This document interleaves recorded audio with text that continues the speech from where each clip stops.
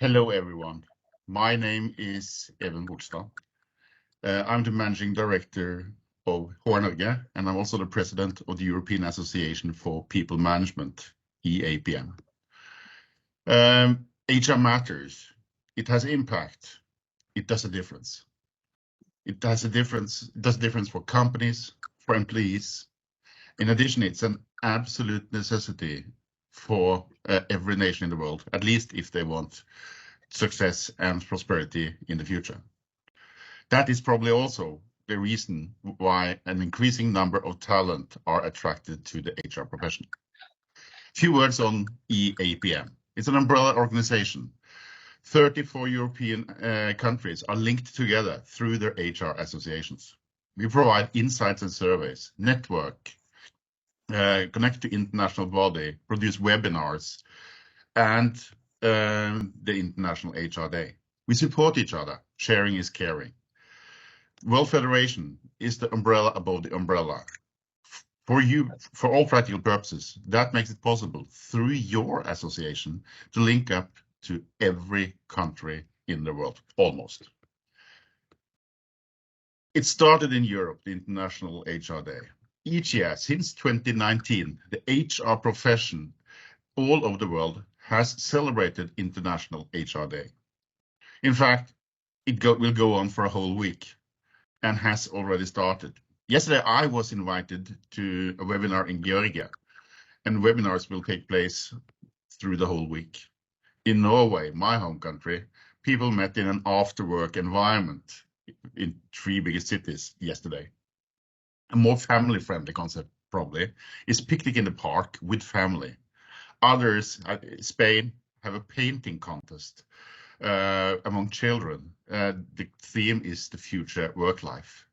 In Nigeria, people do the HR walk, 4 kilometers walk, and they have specially designed T-shirts for that purpose. Others focus on students.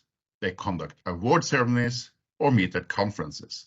Social media is buzzing, and we have press coverage. Last but not least, many do also celebrate in their own business environment among colleagues. Let's talk about HR. I feel proud of what we have achieved during COVID. Without the efforts of HR, even more people would have died during the pandemic. We saved lives, and we took care of psychological health. And out of COVID, the transition to a new work pattern would not have been so successful if it wasn't for us. We have increased and stimulated digital work and flexibility on how, where, and when work is done.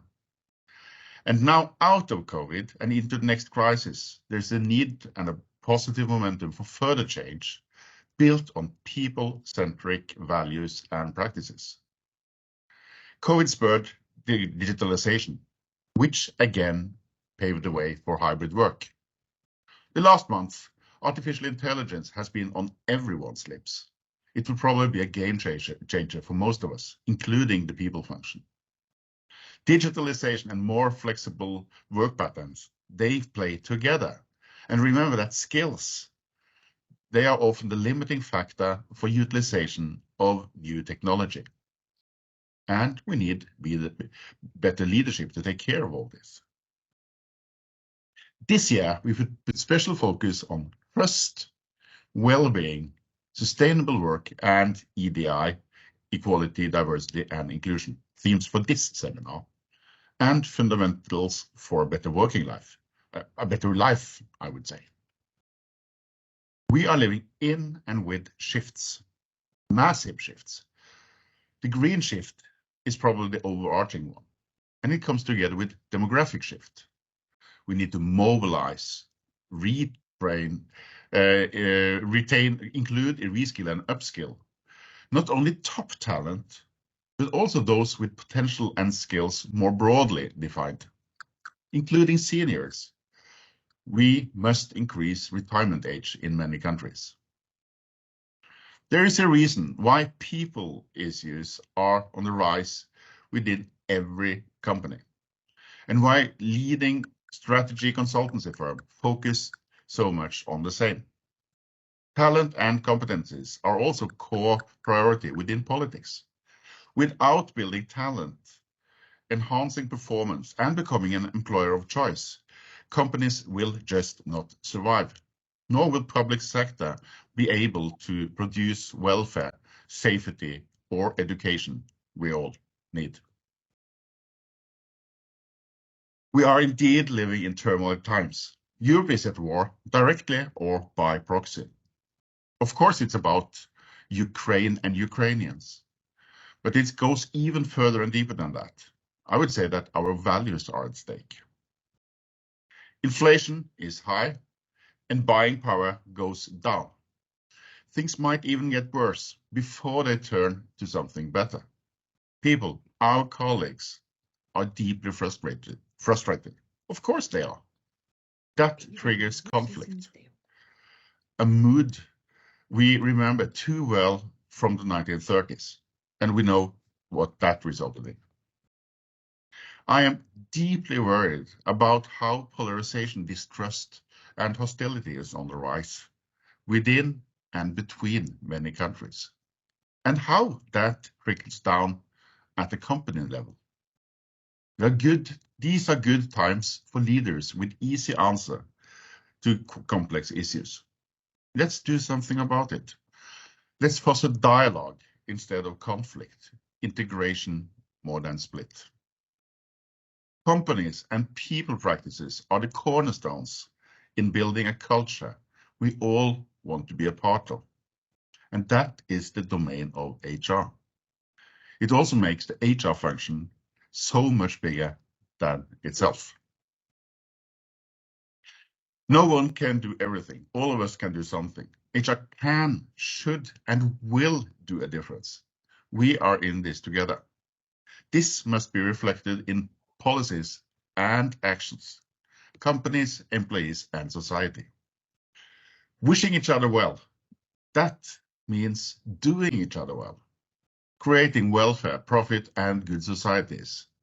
It comes together. Net positive, as Paul Polman puts it, through good and productive working life. So thank you very much for doing a difference. Thank you for being a part of the HR profession. We have a long way to go, but as long as we pull together, strong and pull together, we can definitely do it. Happy International HR Day. Enjoy the webinar. And by that, I hand over to leader of the EAPM Secretariat, Beck Norman. Beck, you are good to go. Thanks, Evan, and thank you for that really interesting introduction, setting the scene for our webinar today.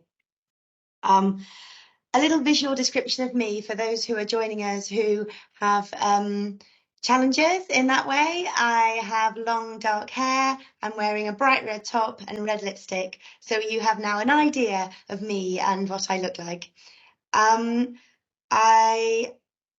How the rest of this webinar is going to run is that each of the hosts who Evan mentioned earlier on, that's Turkey, Lithuania, Cyprus and Iceland, are all going to introduce their own speakers. And I'm going to hand over in the middle between those sessions with some interactive activity. So to start with, I'd like to share a Menti with you.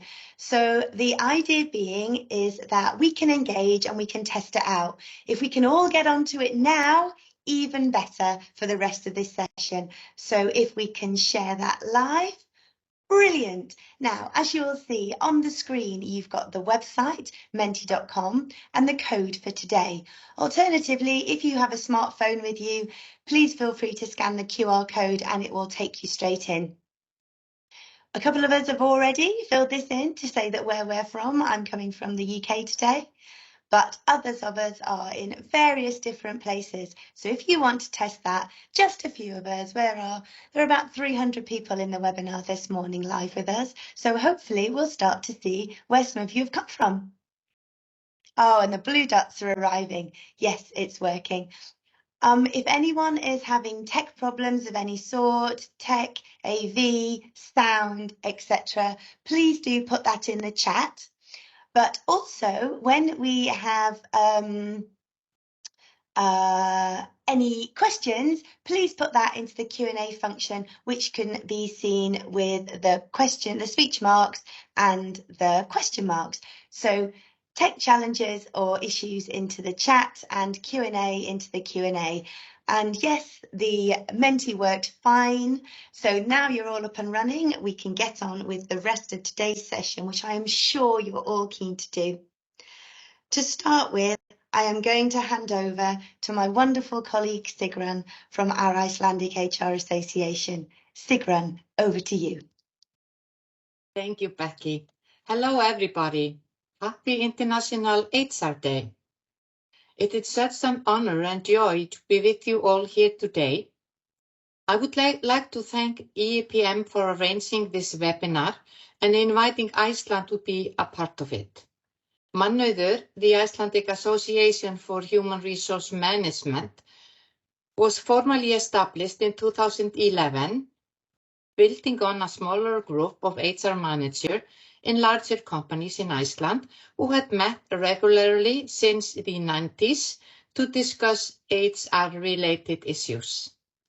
Growing from less than 100 members in 2011, we are now 800 members, and this powerful network of HR professionals is the backbone of what we do. In our office, we have 1 employee. We have made significant strides in the HR field in Iceland and have increased the visibility and strategic importance of the sector. We have been able to position the association as a thought leader and have strengthened a community full of HR professionals who are enthusiastic about transforming the future of HR in Iceland and driving research. For us here in Iceland, a country of 380,000 people, being a part of the EAPM community is especially rewarding. It has been fantastic to have this European and international community of great colleagues, always ready to share knowledge. These partnerships have enriched our work and broadened our impact, bringing a unique perspective on putting people at the heart of business. For this, I am very grateful, and I'm happy and proud that we have a day like today, International HR Day, to connect and recognize each other, the work that we do, and our positive contribution, and then link our arms together and continue shaping the new world and our new future. I would like to introduce our Icelandic speaker. She is Herdís Pála Pálsdóttir, who is an experienced HR leader. She has worked in HR management since 2000. She was the president of the HR Association in Iceland in 2012. She has for some years also been teaching HR and leadership at several universities and co-authored a book on the gig economy and the future of work, published in 2021. She has also given presentations at several international conferences. She has a big HR heart and is always thinking about how we can do HR management better to improve business results and quality of life at the same time. Herdís Pála, the floor is yours. Thank you, Sigrun, for introducing me. Thank you, EAPM, for organizing this event and having me share my thoughts with you today. And happy International HR Day for all of us. I'd like to share some slides with you. So I'm going to be talking with you about trust, which I think we can start with this mantra. And Evan was talking about someone producing T-shirts for International HR Day. I think we should make T-shirts with this slogan or this mantra: trust is a must. And that is what I'm going to be going for in my presentation. But when we talk about trust, there's probably a lot of different ideas that come into mind. And I'm going to be talking about trust from various different angles or perspectives. But I would like to start with at least one definition of what trust is. And this is from a dictionary that says that trust is a firm belief in the reliability, truth, or ability of someone or something. So if we agree with the dictionary on this definition of trust, I think we can all agree on that trust is a foundation of all successful relationships, whether we are talking about, as we are today, in the context of work, but also outside of work. So I'm going to build my, these various angles that I'm going to be touching upon from this definition. And I'm probably not telling you any news, you know this, but I'm going to emphasize a few points. There's a long list of benefits of having good and strong level of trust in the work environment. We know that where there is trust, employees tend to be more happy at work, more engaged. We have stronger teams, we have better performance. It's not only about what we can do regarding the workplace and the employees, we also see it in the customer experience, reputation of the workplaces, and bottom line of business. So there's a lot of things that go up with more trust, but we also can lower all kinds of risk and waste in our businesses, all kind of bottlenecks that tend to show up in the workplace when people are afraid of making decisions, for example. So we can remove that with a strong level of trust. But flipping this coin and looking at the other side, you also know this probably, that when trust is lacking, a lot of things can go wrong. Employees tend to be more stressed, they make more mistakes, they're afraid of making any decision, they may leave, and when they leave, the customers may also leave. And trust is a big part of business success, because all this list that you see now on the screen, we can put numbers on this. We can calculate a high number of cost, and this is going to affect the bottom line. So this is just to kind of emphasize that trust is a must, not only for our employees to feel better, but also because we as HR people, we're trying to support our businesses in our workplaces and having a good bottom line or good business success, however we measure that success. Going deeper into trust, and you probably, as well as me, have had a lot of conversation with all kinds of people around trust. And it's different. When I meet people, some people, just say that other people have to earn their trust, and it takes time to build the trust, while others just choose to trust from the start. So it may be just due to different characters or personalities, but at least we have some starting point, and it can be different if there's trust from the start or if we have to earn it or build it. But let's say that we have earned or built or established trust, then we also have to maintain it. And we maintain trust probably by showing some behavior, showing something that maintains what we have earned or built. Then going forward, sometimes something happens that may break the trust, and then it can take a long time to restore it.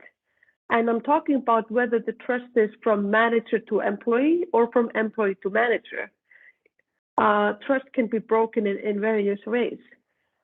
So there's a saying that it takes a long time to, or maybe a lifetime to earn or build a trust, but seconds to break it, and then again, lifetime to restore it.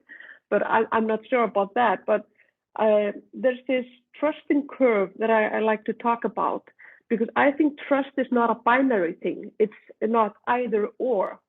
So over time, trust can increase, it can, strengthen, it can get weaker.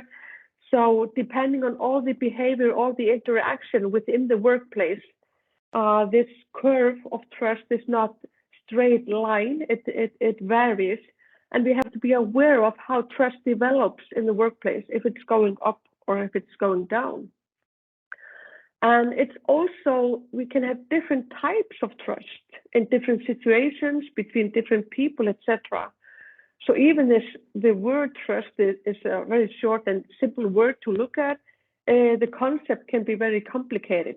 And that's why we have to put some thought into how we work with trust. And talking about different types of trust in the workplace, we can have this practical type of trust. We want to be able to rely on people, showing up on time or getting work done or wherever it is that matters the most for us in the workplace. But there's also emotional trust.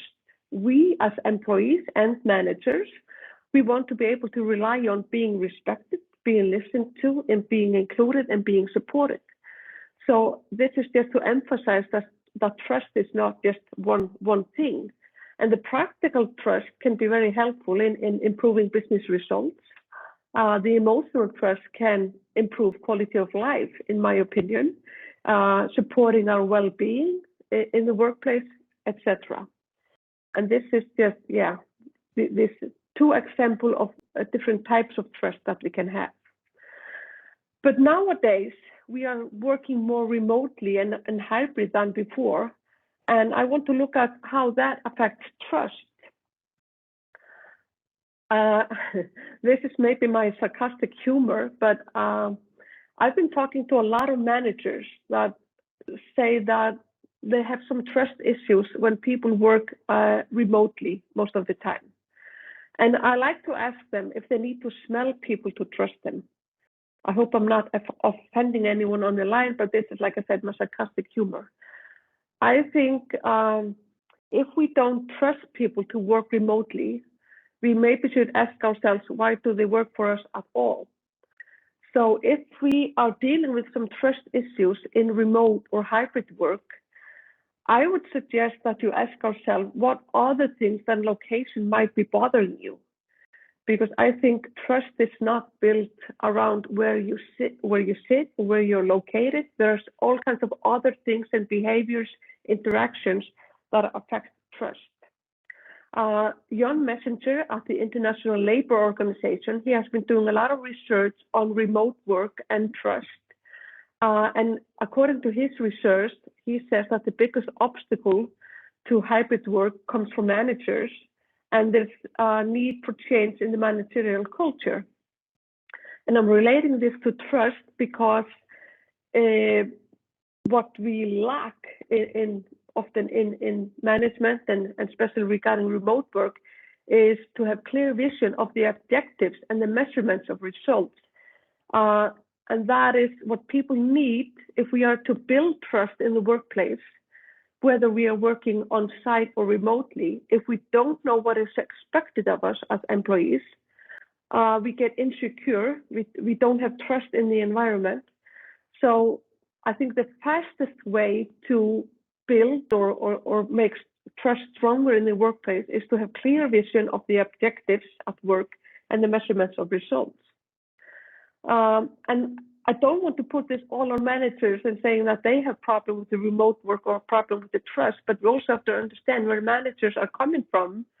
Most of them over time have earned trust or have been rewarded or chosen to be managers due to some behavior that they showed, long presence at the workplace or finding solutions or doing things by themselves.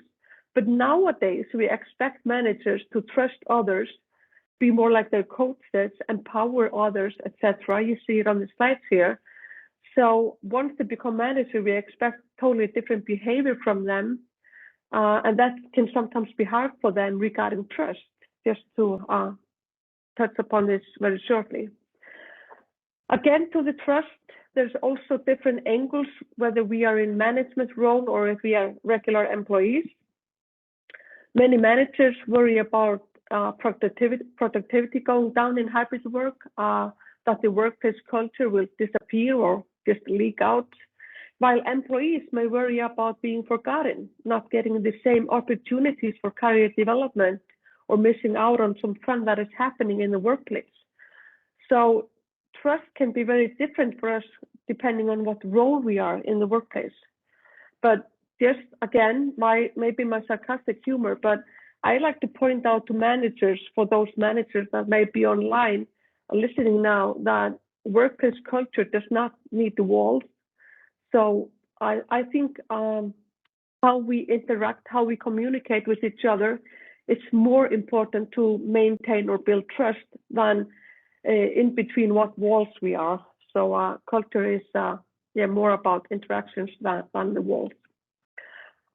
Several research on trust and gender bias, because I'm talking about hybrid work, workplaces that offer flexible working hours usually see higher levels of trust, both from male and female.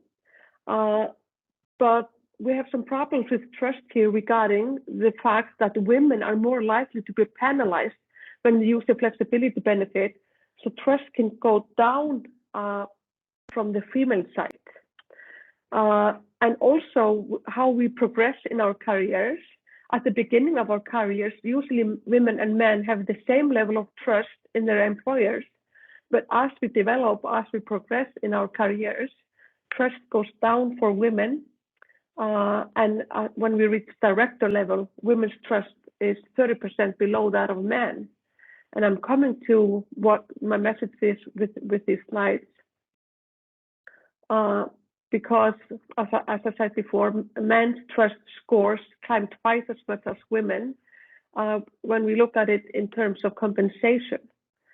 And the next slide is horrible, I know, but I'm just pointing out that research show, and this professor at MIT has shown that women in the same unit with the same supervisor don't get the same pay increase as men. And that is my point with trust, is that if we don't look at trust also with a gender lens, that can, hunt us down or, affect us in a costly way. Because if there's a lack of trust in our organizations, in our workplaces, that can be a big expense. And in a recent research that was published, you see the link on the bottom of this slide, over half of the CEOs in this research felt that their company's growth is threatened by lack of internal trust. So trust is a must. We must work on trust, whether it has to do with gender or what level we are or what role we are in the workplace. And we as HR people, we need to take this seriously and put our focus on building trust, maintaining trust to help with the business results of our companies. And how do we do that? When we are supporting our employers, we show and build trust by providing clear direction and the resources that people need to accomplish their tasks. And we as HR people might want to look into some examples of those resources that people need. And I'd like to point out, talking about trust, these resources can be trusting managers and trustworthy managers. And how do we build trust? If we are, as HR people, helping managers building trust or earning trust, managers need to be, I think, especially nowadays, be more human, more approachable, more humble, more transparent in the way that they manage, active listening, honest, speak their minds, handle difficult things, not just swipe them under the carpet, and be good role models. I think this is an example of things that managers need to do to build trust. But if we are helping employees building trust and have managers trust employees better, it's the similar things, just kind of the different side of the coin. Employees need to think about being approachable, being transparent, deliver on promises, be honest, etc. You see the list. So even though we are in different roles, it's similar kind of behavior that we have to show to build trust in the workplace. And we as HR people, we need to, in my opinion, talk about this with those groups of people, managers and employees, because this is, by building this, we are helping the bottom lines of our businesses. We are also talking about diversity in workplaces nowadays, and we want to increase diversity because we want our workplaces to reflect the society and the environment that we work in. So we are working on increasing diversity, not only by ethnicity, but also by physical abilities, all kinds of personal traits that we have. And when we increase the diversity, we have to be aware of that. That may affect trust, because people sometimes become insecure about what they don't know. And when they start working with, more diverse group of colleagues, there may, the insecurity may rise, and with insecurity comes bias, because bias is usually based on insecurity. So we as HR people, when we are working on increasing diversity in the workplace, we have to provide support, education, and training to help people with trust. And we as HR people need to do everything that we can to prevent trust going down with increased diversity. Again, talking about research, these are numbers from the Society of HR Management in the US. Just to give you a few examples, and employees are more likely to offer ideas and solutions where there's trust, and we can link this to the discussion on psychological safety. We get more from our employees when they feel psychologically safe. When there's trust, they're more engaged, they are less stressed, and they take fewer sick days, which again helps with creating good bottom line. Another research that supports the same thing: more engagement, lower stress, less likelihood of burnout, and overall life satisfaction. And I started with this presentation with talking about quality of life. So trust is not only helping the workplaces, it's also helping our employees to have better lives. There's even a formula that I'm not going to go into, but there's even a formula to calculate trust, and you can look at this book. But I also want to point out that building and maintaining trust takes time. We need to make sure that in our workplaces, there is time for people to get to know each other well, not only as professionals, but also as persons, to be human, to know everything, or maybe not everything, but know some things about our colleagues as persons. We need to make sure that there's not so much pressure in the workplace that people don't have time for informal communications. And we need to have time to strengthen the relationship, because that supports the trust. And we can also, quoting some good people, if you look at yourselves and trust, I encourage you that are listening to think about if you are able or willing to be vulnerable in the workplace, because that is needed to grow trust. And that requires work, attention, and our full engagement. So trust is not something that we can take for granted. We really need to put thought into it and time into it. Our team is not team unless there's a trust, and managers and leaders, maybe that is their first job that they need to put their focus on, is to inspire trust. And coming towards the end of my presentations, if any of you are dealing with not trusting someone in your workplace, I want to encourage you to ask yourselves, what reasons do you have not to trust that person? Has that person shown something or not shown something that you need to be able to trust? And is there maybe some bias? Because sometimes I think we have trust issues. I at least encourage you to really look into it, why there is lack of trust, and what are the factors that you can rationalize for not trusting someone. So trust is a must, like I said in the beginning. Maybe a good slogan, maybe a good mantra for us. It's necessary for our bottom line of business, quality of life of our employees. So take time and to build trust, support trust as HR people in the workplace. Make sure that you build in time for trust, because that is, that's a must in the workplace. So final message, not only pointing towards others, we also have to look at ourselves, look in the mirror and think, are we trustworthy? What are we doing to maintain or build trust? Why do we not trust someone?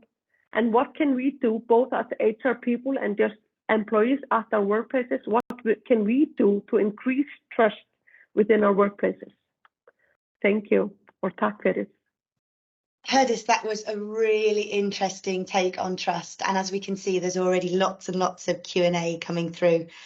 Sigrun, thank you for introducing. Thank you for talking about the Icelandic HR Association. It has been a pleasure to work with you both on setting up this webinar today. And now for a tiny break, so that you're not just listening to one voice. If we can share the Menti, we have another little engagement activity for you. So hopefully that will appear on your screens any second. Can you share with us what your energy is right now in the room where we are?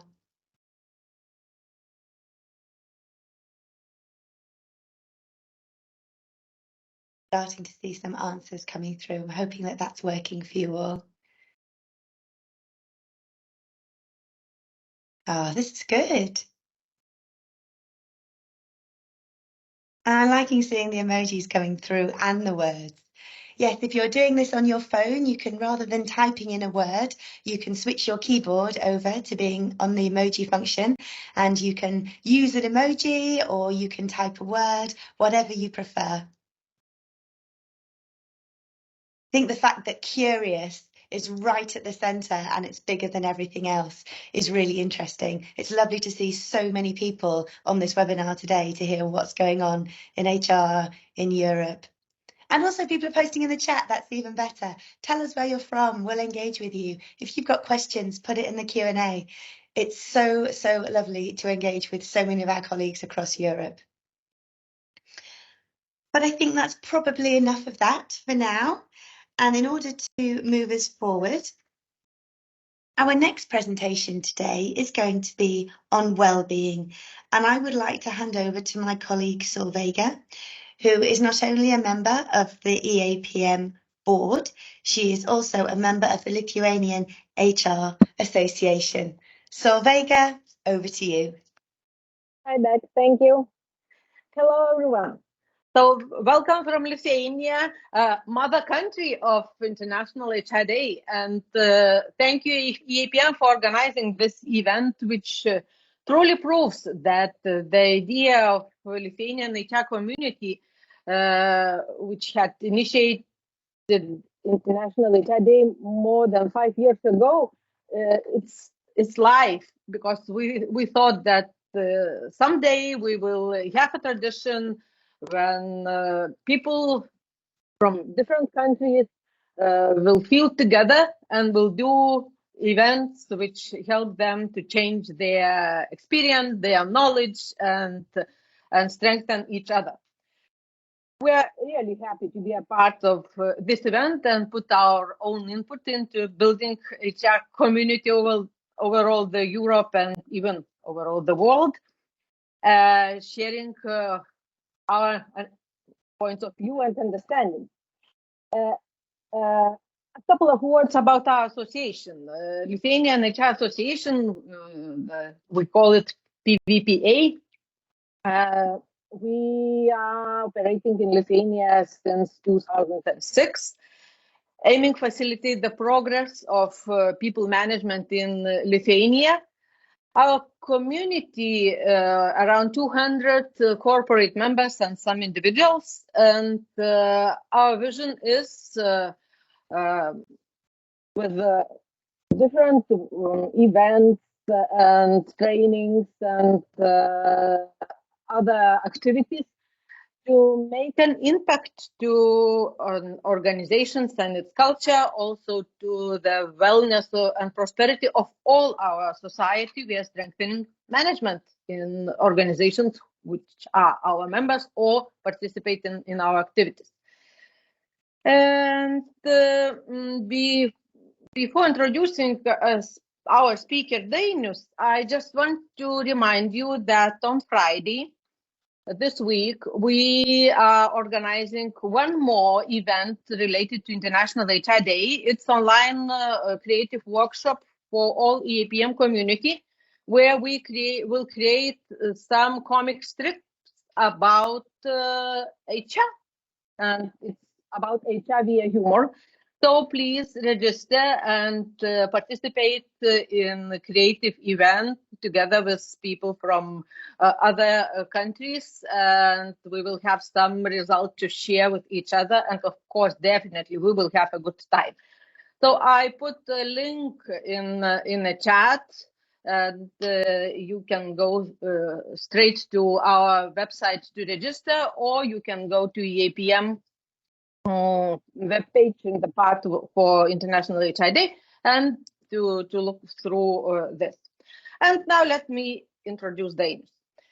Dainius Baltrušaitis, board member of our association. I am not afraid to say that he is the best option for the International HI Day event to explore well-being topic because of several reasons. Firstly, he is a highly experienced professional, psychologist, entrepreneur, economist, and professional coach from ICF. Secondly, he is the best organizer of professional events, not only in Lithuania, but in Baltics also.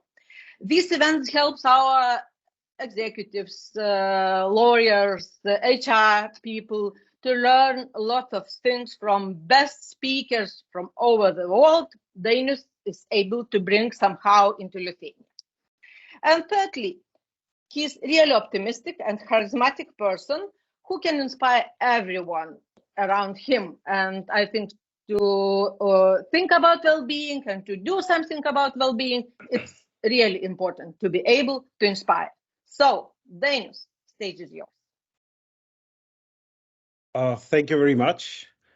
Now I feel a bit of a pressure after this kind introduction from you, Solveiga, but I'll try to do my best. I'm Dainius Baltrušaitis. I'm coming from Lithuania, and I do hope that the ideas that I'm going to share with you are going to be useful somehow. I do hope, but I don't trust, right? So it might be interesting to get your response after that as well. So I will be talking about reconsidering well-being, or basically trying to answer the question, how could we get well-being right? But let's start with the very beginning. I mean, well-being is definitely something which is very important, right? And these are at least a couple of things, or the benefits that well-being brings to organizations. And I left some dotted squares because I think that you might think of quite a few more. Actually, Social Market Foundation, they said that the happy employees are 20% more productive.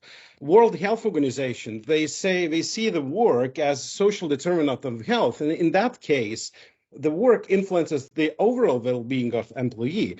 And actually, Deloitte reported that large organization, and that's actually the report from US, we spent at around $10.5 million on well-being programs a year, which is, absolutely crazy money. A lot of things.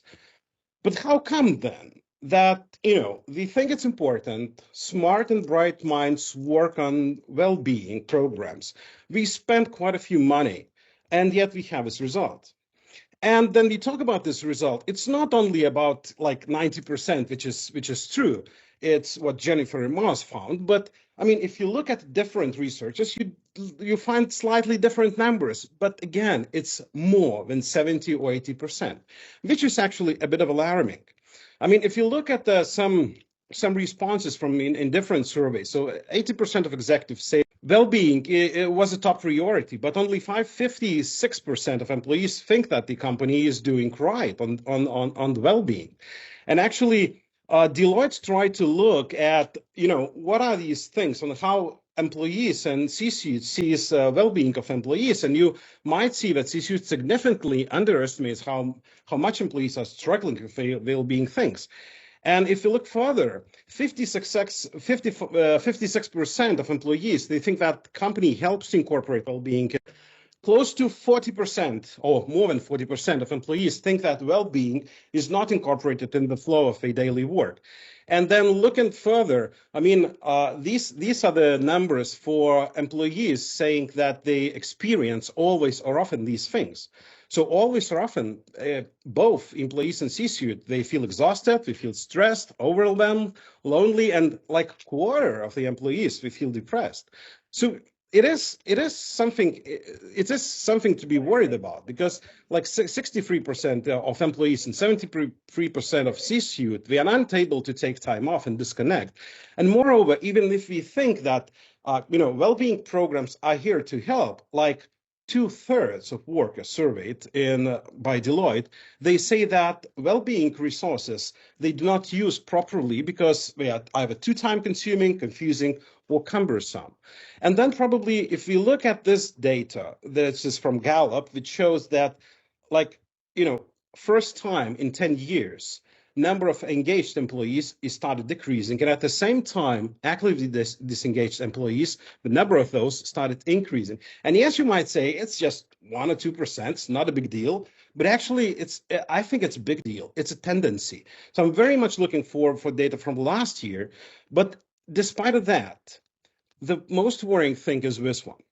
People are no longer are no longer willing to tolerate jobs which make them unhappy and in constant states of stress or fatigue.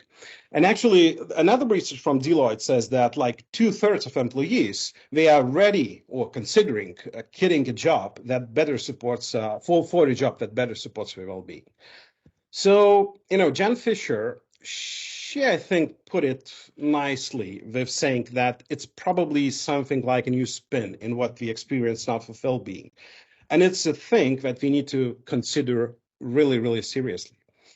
I've been thinking for a while, sitting with this question for a while already, and talking to different, HR people, experts, people from academia, people doing researches. And thing which I found for myself is that there are 3 things to consider.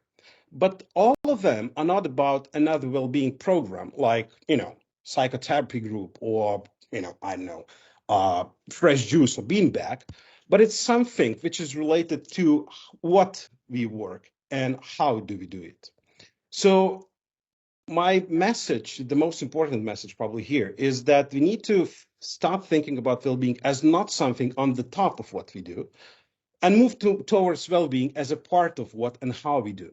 Let me tell you what I think by that, talking about 3 things. Like the first thing is job design. So most of the employees and executives says that the job itself makes them hard to achieve well-being goals they have. And if you look further, I mean, this is again from Deloitte, there are things which they experience difficulty in. Surely some of those are like not directly linked to the workplace, but when we have so much overlap now between people's personal and professional lives, probably we cannot talk about employee experience or employee well-being. No longer we talk about life experience or life well-being.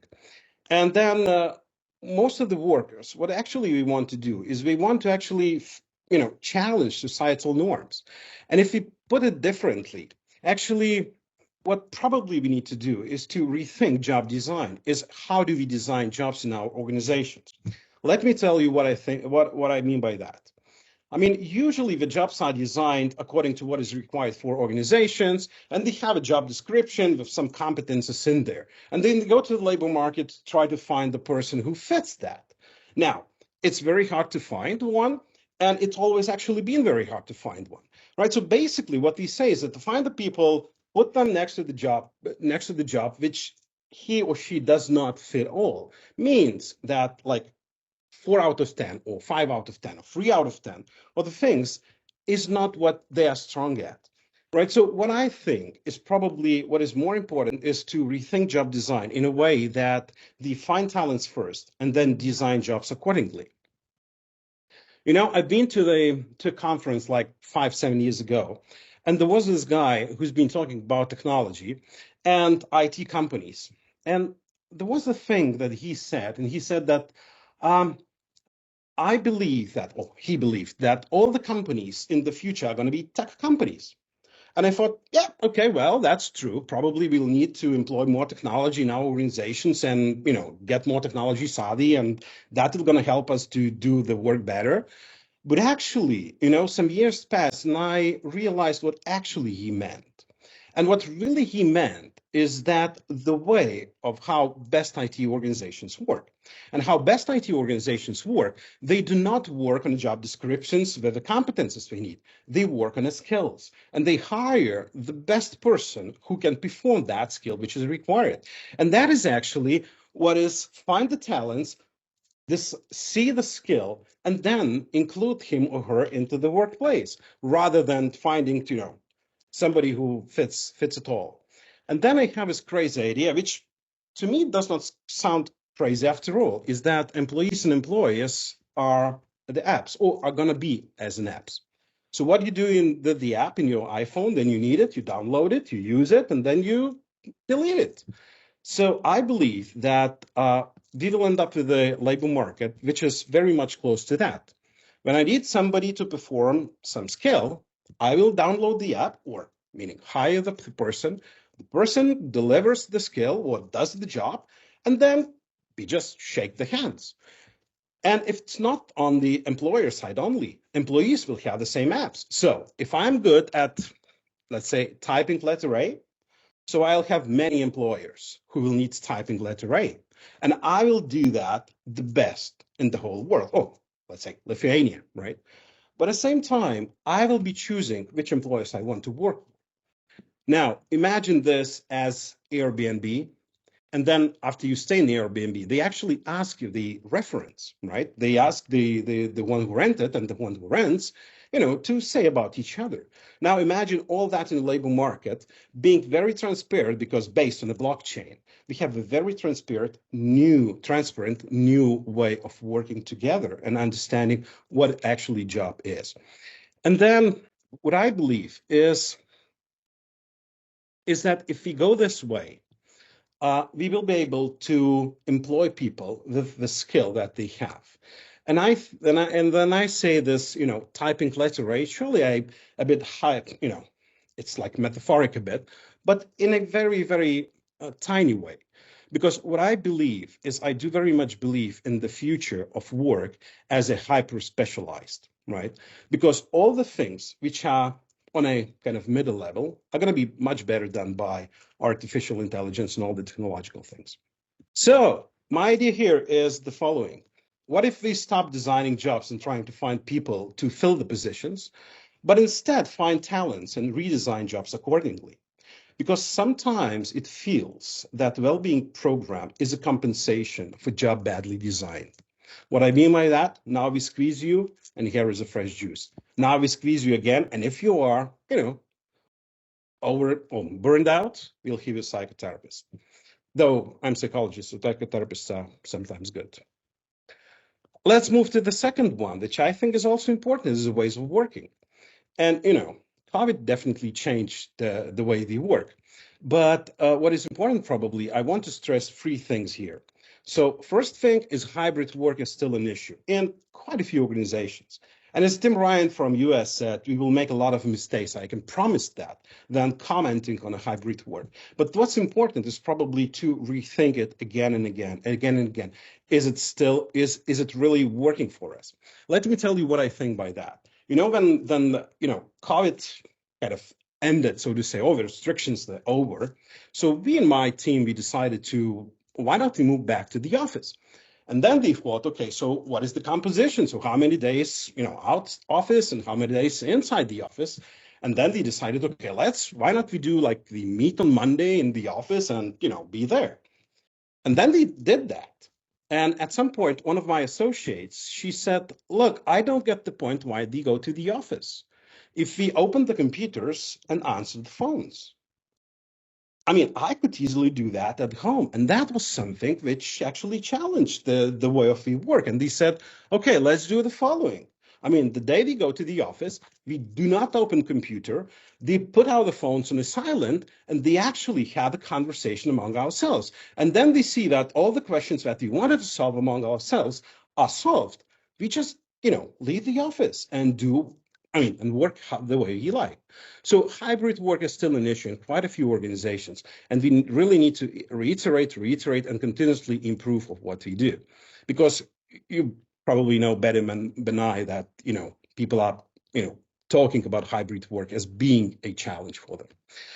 The second thing, which I called it, when could I call you to fix a date for a Zoom call, is that, we have a huge meeting overload, huge email overload, and digital overload all around. I sometimes really see people who call me to fix the date, then they could fix the date for a Zoom call. And probably in that Zoom call, we're gonna be solving a question which takes 5 minutes. So why not we do right away? So different researchers show that the numbers just in some instances doubled, in some instances quite quadrupled, especially when we talk about emails and digital outcome. But what's interesting and important is that one of the reports said that employees had way more freedom before COVID-19 pandemics. And what they say is that the meeting overload might very well be linked to what the first speaker was talking about, is having not trust. So quite a few C-level executives, or generally managers, they still hold this myth of, if I see the person, then he or she is working. True. So that is something we need to reconsider to understand that the hybrid, it could also work without seeing him or meeting him in person or on Zoom. And finally, in many ways, it's not the technology that works for us, but we work for technology. I mean, if you look at a different organization, how many technological applications we have, and how many technological applications we need to use, that is really overwhelming. And just to cite a couple of things. So Ring Central, they said that employees waste 32 days per year, toggling up to 10 times per hour between different technological apps. And if that's not shocking, this one truly is. It was a conversation with Professor Gloria Mark from University of California, and she said that people switch screens on average 566 times a day, which is a really enormous number of times. So meaning we disconnect from one app, deconnect on the other app, and they work a bit, then disconnect and connect, disconnect and connect. And that is where this waste of energy and resources and probably negatively influences well-being as well. So when we talk about ways of working, it's probably we need to discuss this, how tech is used, how we facilitate automation more, and how it helps to facilitate automation, more meaningful work, how it limits task switching. And most of all is how we design our ways of working so that they really do not become a compensation, so that the well-being programs will become a compensation. But then there is the third thing that I would love to stress. I sometimes think that well-being crisis, or the numbers going down, is actually a leadership crisis. Even though a lot of organizations are discussing that, we need to talk more about well-being, we need to include the numbers or well-being metrics in the publicly available reports so that people know, but actually people are not discussing that. And I'm not sure who is the author of that saying, and I don't know where I know it from, but organization is not about people, and organization is not about communication. Organization is communication. And then they think about that. We probably would love C-level executives to communicate about the well-being. And here are the numbers. Less than 4 in 10 people, actually 10 executives actually encourage people to work on the well-being practices. And then when we ask employees, actually 1/3 only, they share information about well-being concerns with managers. And it's even more striking when it comes to C-suite. It's with only 1/5 of the employees saying that C-level executives share the fact. So my question is then, do we really know what people want and what they need? And how do we create an environment in which you could definitely figure out how could we make the well-being more working in our organization? And now my time is running up, so I'll quickly round it up. I've been thinking about the question, and I met great anthropologist Wiecka Kramer like a couple of years ago. And, she reflected on my concerns this way. Instead of focusing on transactional interaction only, which is, have reached the goals and what you are going to do next, so how will you serve this customer, how will you serve this customer, have you made up, have you increased your sales, and, all those things. Organizations need to focus more on a transformational interaction. And I actually asked Jessica, so what do you mean by transformational interaction? And she said me this, picture the scene. When you are with your friends in countryside near the lake, and there is a campfire, and you start talking, and somebody takes a guitar and starts playing and singing, and you suddenly start feeling that you are safe to share anything. You are safe to tell the stories, be different, and actually be true to yourself, be true to others. And you know that nobody is gonna, treat you without respect or dignity tomorrow, meaning you allow yourself to be vulnerable. And I thought that's a revelation. That is something that I need to consider. And I've been thinking, so how could you be more vulnerable in an organization? And that is a question which worries me. But up until one point, let me tell you a very quick story. We are a Christian family, Catholic family. So each Sunday, no matter what, we go to the church. And my son, we have 4 kids, right? One of my sons, who is 12 at the moment, he knows that, if it's Sunday, we go to church, no questions asked. And he definitely does that. But, one day I decided, why not I, talk to him about, going to church and experiencing that, even though I knew that it was a tough question to ask a 12-year-old, because, these guys, they have much more important things to do, like playing games or checking YouTube, Insta, or what else, Discord, or, But anyway, so at that point, I asked him. So I said, Justus, do you love going to church? And guess what? He said, absolutely not.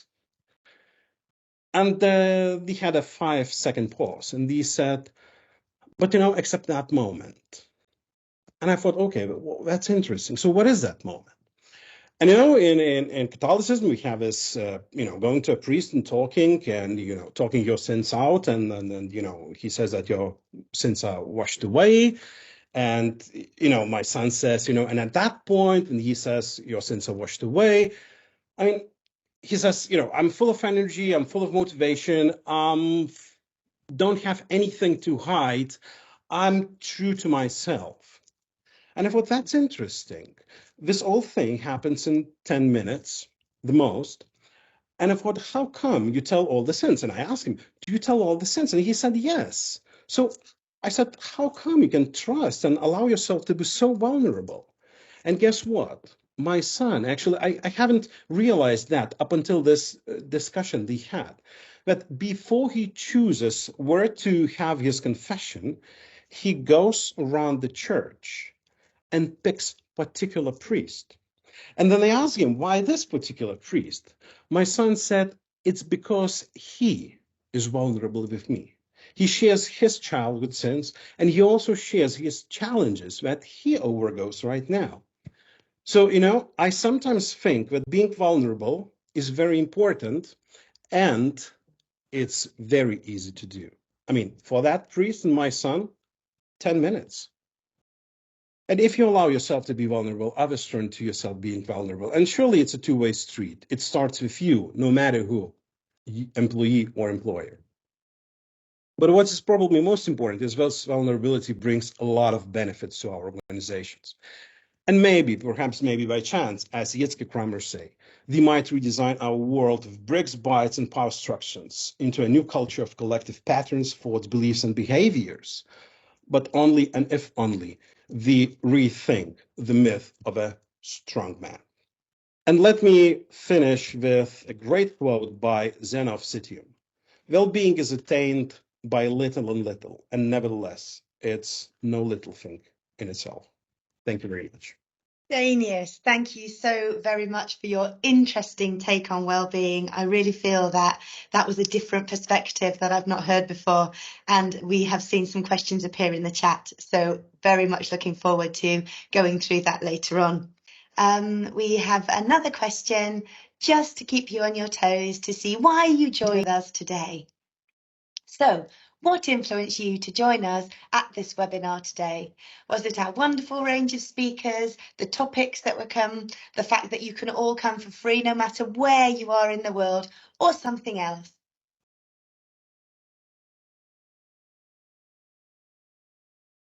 What was your thought process? What brought you out in this?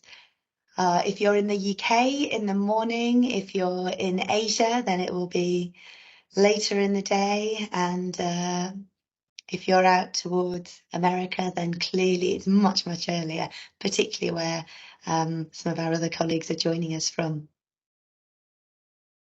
Okay, so clearly the topics. That's really interesting. We talked a lot before we thought about the topics for International HR Day this year, and approached lots and lots of the organisations and the national associations across Europe to see what were the key issues that were synonymous with so many of those associations and so many of those organisations.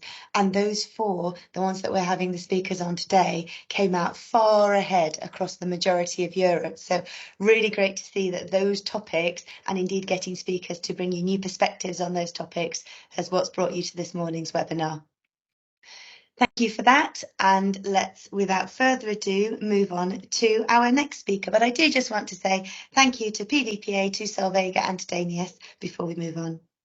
Berna, I will be delighted to hand over to you. And you are the International Delegate of Peryön, and you're also the Vice President of the EAPM and CHRO of General Energy. Berna, over to you. Thank you very much, Beck.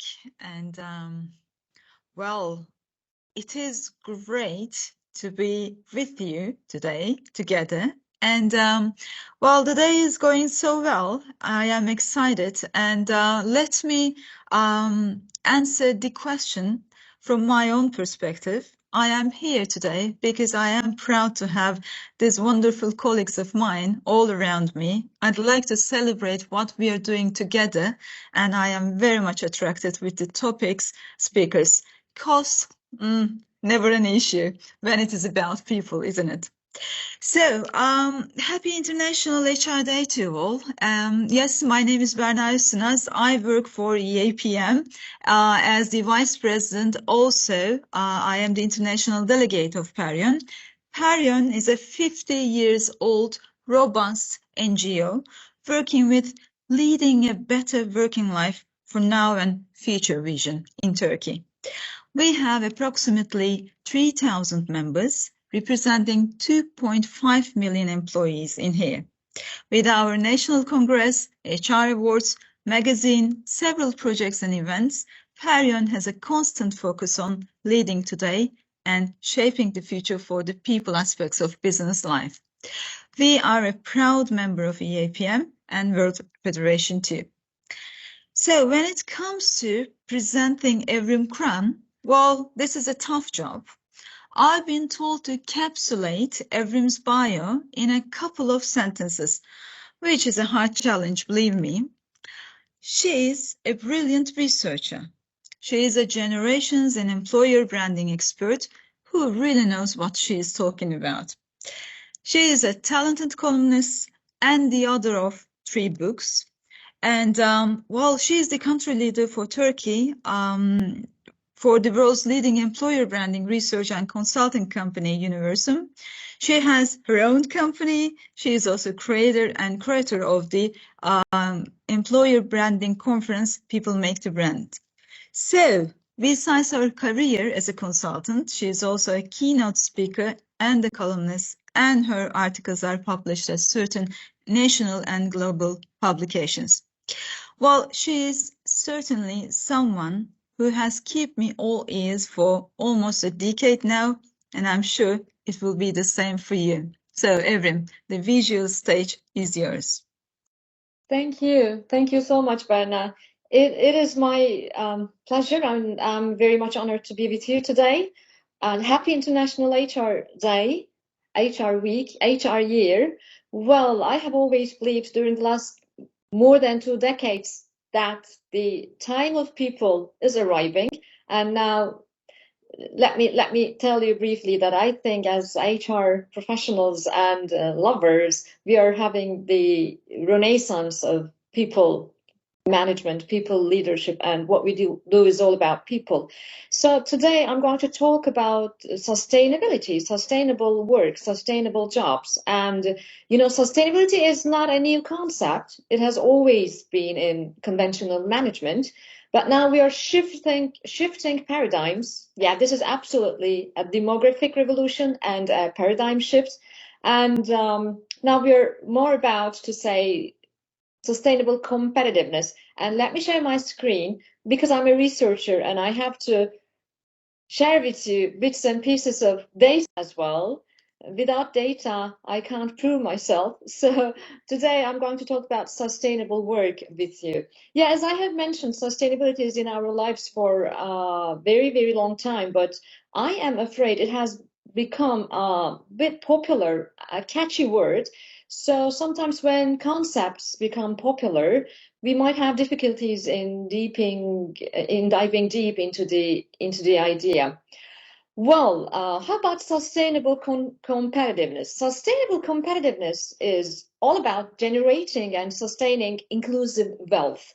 And as someone who has been in the research of diversity, equity, and inclusion, organizing and building an inclusive life, an inclusive work life as well. So jobs are an indispensable part of this. Let me give you a brief summary about Solubility's Sustainable Intelligence Index. So on the screen, you see the Global Sustainable Competitiveness Index. And it's a very current one of 2022. Well, actually, Solubility is a Swiss-Korean joint venture working on sustainability of different pillars. And with this index, we have different pillars coming from governance to intellectual capital, natural capital, social capital, resource intensity and efficiency, and economic sustainability.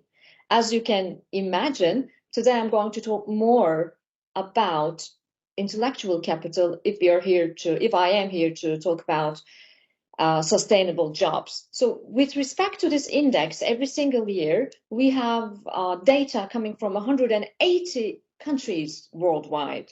This is the most recent outcome of the Global Sustainable Competitiveness Index of 2022. And as you can see, at the top of the list, we have the Nordic countries. And at the bottom of the list, we have different parts of the universe. But the good news is 60% of there is 60% of positive development globally. However, most of the improvements of sustainable competitiveness is in Europe, Far and Southeastern Asia, and Americas. And let me particularly put out that it's excluding Central America. So when we look at the Global Sustainable Competitiveness Index, I am more interested in, as my research area, more interested in the intellectual capital and innovation, because innovation is another catchy word that we have been discussing and making presentations during the last 2 decades. But innovation, briefly summing up, is the result of education, and sustainable work is very much related with innovation to create jobs and income. With specific respect to the intellectual capital pillar of sustainability competitiveness, we have 3 sub-pillars, which is education, research and development, and new business. So actually, since 2012, GSCI measures competitiveness beyond GDP. So measuring competitiveness beyond GDP is a must in different sub-indexes. And with respect to the intellectual capital, we should talk about countries' achievements in school enrollment, performance, and infrastructure, as well as capital allocation of all the corporations in a country, tertiary education, which is a must to focus on, and performance indicators. And when we're talking about new business, we have to focus on new business registration, high-tech manufacturing, and trademarks. And it all depends on raising the intellectual capital to create sustainable jobs. And when we talk about sustainability, we have a key word, which we are not imposing to the business world, but which we derive from our youth research of the last 2 decades. And that's purpose. Purpose is briefly maximizing the benefits that we propose to the world, not only maximizing profitability, but also maximizing the benefit that we create, the purpose of life, the purpose of work. And you are creating sustainability as much as you are a purpose-driven culture as an organization. And when we work on purpose culture metrics, actually there are 3 specific sustainability areas that we work on. But the very first one is talent sustainability. And it's all about sustainable jobs. Then we have, of course, environmental sustainability and social sustainability. But when we are talking about purpose, we should be very much watchful about purpose washing, because the millennials, Gen Z, and the new generation is pretty much watchful and critical about greenwashing, pinkwashing, and in brief, purpose washing. So we shouldn't pretend. Walking the talk when we are talking about purpose culture is highly critical in sustaining talent and sustaining jobs. So when I'm talking about talent sustainability, we should be very much careful about the current facts of the world. With facts, I think the very first crucial fact is that the world is facing a growing talent shortage. As Manpower announces every single year, during the last decade, we are experiencing the highest level of global talent shortage. And you know what? In 2022, the global average was 75%. Let me translate this. This means 75% of the companies are announcing globally that they are having difficulties in filling up their vacant positions with relevant talent. What do I mean by relevant talent is talent with 21st century skills, because we are mostly coming from the 20th century, okay? So there could be a dissonance with the 20th century leadership mindset and that of the 21st century skills. And Korn Ferry has just announced that by 2030, which is in the upcoming 6.5 years, there will be a global talent shortage of more than 85 million people, roughly equivalent to the population of Germany. Which means whatever generation you belong to and how old you are doesn't matter, okay? You will always have to reskill yourselves and upskill yourselves to become a future-proof talent and a company.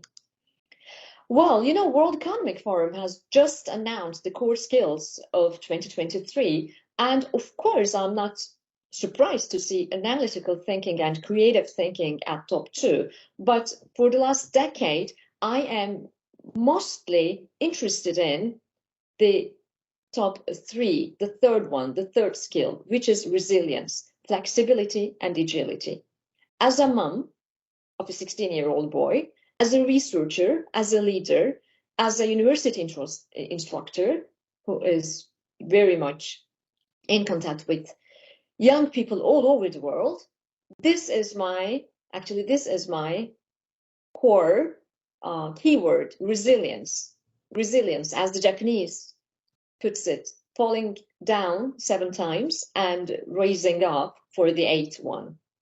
Meaning we should be flexible and agile, not only in our softwares and technologies, but first of all, in our attitude as citizens, professionals, and people all over the world.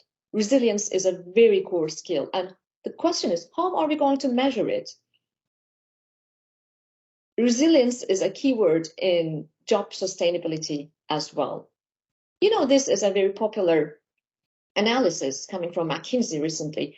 800 million individuals could be or will be displaced by automation by 2030 around the world. So the question is your company, are your products, and are you individually as a professional one of those who could be displaced by automation? And what is the solution to this? The solution to this is to witness the very fact, to confront this bitter fact that we are, as professionals, as HR professionals or companies or businesses, we are becoming de-skilled every day. This is what I remind myself every single morning. To what extent have I become de-skilled this morning? So we are in need of reskilling at all times, and of course upskilling to be relevant in the upcoming decades in what we are doing. Or in other words, to future-proof ourselves and our businesses. Social sustainability is another part that sometimes we take it for granted, and sometimes young people are criticizing us that we are greenwashing or we are purpose washing, putting the things in a corporate social responsibility effort, but we should and we had better talk more about social impact. So I would invite you to consider the word impact more than responsibility in the upcoming near future. You know, there are dimensions of social sustainability, and these dimensions, within all of these dimensions, equity is one of those. We are going to talk more, discuss more about it. Equity means the community provides equitable opportunities and outcomes for all its members, and particularly for the most vulnerable members of the community. 2 decades ago, when I was doing intensive data research with the millennials, with Gen Yers, I started to realize something, that these young people were not actually talking about equality. They were describing a new concept, and then I realized that that was equity. So inclusion is not enough. We should also talk about, discuss about, and create solutions, build solutions for an organization which is supporting equity as well. So diversity, which is never about variety, because sometimes business life is confusing variety with diversity. Diversity, I mean, the community promotes and encourages diversity and social cohesions, interconnected cohesions. Is our community providing processes, systems, and structures that promote connectedness within and outside the community? And the quality of life is our community, ensuring that basic needs are met and fosters a good quality of life for all members at the individual level, at the group level, at the community level. Are these all about business? Yes. Sustainable jobs have also the accountability of providing social sustainability in the business context. And of course, democracy and governance. The community provides democratic processes and open and accountable governance structures. Because if you ask me, democracy starts in the simplest relationship between two people. And then it is enriched within the family and within the community, and of course within the organization. And of course, maturity. Maturity means, to the extent the individual accepts the responsibility of consistent growth and improvement through broader social attributes. So we are, within our business, we are all in charge of consistent growth and improvement for sustainable jobs. As I have mentioned, 20 years ago, I started to realize that young people were not actually mentioning about equality, but rather equity. So I think this graphic or this picture, this chart, depicts what we mean about the difference of equality and equity. As Universum, for many, many years now, we are always in search of the key elements included in the employment promise of world's most attractive employers. As an abbreviation, we call them WMAEs. So when we analyze the employer branding attributes, the key elements that WMAEs include in their employment promise, we see that at the top of the list, by 46%, we have commitment to diversity and inclusion. So during the last, particularly 1 decade, young people all over the world, in 61 countries, from different schools, universities, are telling us that to the extent a company is committed to diversity and inclusion, I am interested in the offerings. And by 44%, number 2 is the inspiring purpose. What is your purpose as an organization? And then comes innovation. So young people are telling us, my dear colleagues, they are telling us that your people-centric attributes are far more important to me than technology and innovation. So the question is, are you a high-tech and a high-touch organization? Well, globally, 28% of companies have a multi-year public DEI strategy, and only 1 of 3 leaders has DEI metrics, which is tied to their own performance ratings. So sustainable jobs has got much things to do with the DEI strategy of the companies. And unfortunately, as a woman, I have to announce this number as well, 300 years. 300 years is coming from the press release of UN Women of 2022. So this is about achieving full gender equality, is still centuries away. At the current rate of progress, it may take close to 300 years to achieve full gender equality, according to the reports of UN Women. So we have to create sustainable jobs for the women as well.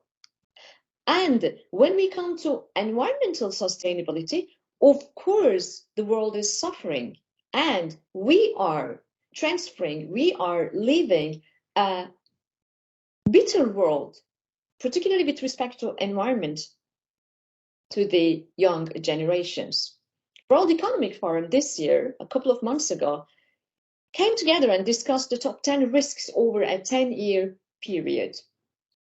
As you can be very much aware, the very first one is failure to mitigate climate change, failure of climate change adaptation, natural disasters, biodiversity loss, ecosystem collapse, large-scale involuntary migration, which is also among my research areas, natural resource crisis, erosion of social cohesion, societal polarization, which is a big risk for not only the countries, but also the organizations, widespread cybercrime, cyber insecurity, geoeconomic confrontation, and large-scale environmental damage incidents. So these are top 10 risks over a 10-year period. Risks are coming from all over the corners of the business life as well. That's why this year, the world leaders in Davos at World Economic Forum provided us with a keyword, which was polycrisis. Polycrisis is the keyword that we have to discuss at home and in the business world, at board meetings and at all levels of the organizations. And as parents and as individuals, are we ready to a world which is always providing us polycrisis? In order to cope with the world which is always spreading polycrisis every single moment, we have to be very much aware of United Nations Sustainable Development Goals. You know, it's a collection of 17 interlinked objectives designed to serve as a shared blueprint for peace and prosperity for people and the planet, and now and in the future.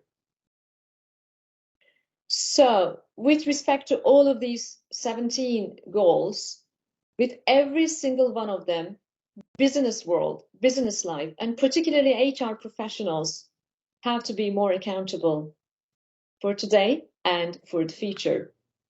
Then we come to an understanding that sustainability is not only about the environment, but also it's about creating wealth for every single creature being on Earth. Robert Swen, a very famous explorer and author, and by the way, he's the first person in history to walk to both the North and the South Poles, has a great quotation. He used to say, the greatest threat to our planet is the belief that someone else will save it. Let me rephrase it for the HR professionals on this HR day. I think the greatest threat to an organization is the belief that someone else will save it. Thank you for your patience. Really interesting presentation. It was so nice to be looking at sustainable work in the round rather than just from any one particular lens. And there have been some questions along those lines, so looking forward to exploring those in the Q&A. Berna, thank you for the introduction, and thank you to Peryön for supporting our event today.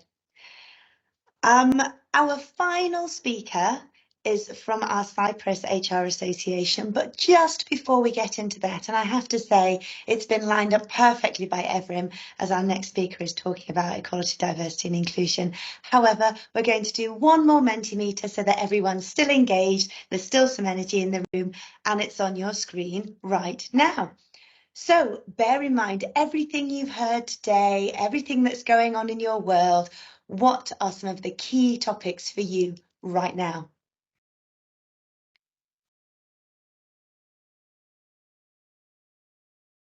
Lovely to see trust at the centre. What else is happening out there?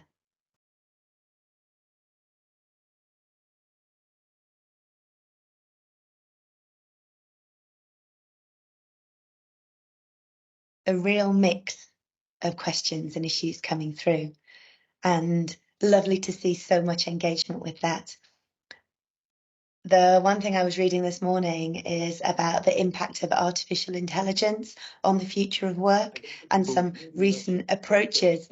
There is a lot of interesting stuff in the media, particularly this morning, about artificial intelligence, as there's been a challenge from Europe to try and put some parameters around that. So for me, that's one of the real key issues right now is how the artificial intelligence, ChatGPT and others are going to really impact what we do next in the future of work. Okay, so without further ado, let's move on to our final speaker who's going to round up the session today. And to introduce Cleo, I would like to hand over to Ellie. Ellie is on the EAPM board and she is a board member of our Cypriotic HR Association. Ellie, the floor is yours. What a lovely morning, I will say, connecting HR professionals all over Europe. And what an honor for the relatively small Cyprus HR Association to take part on this global webinar.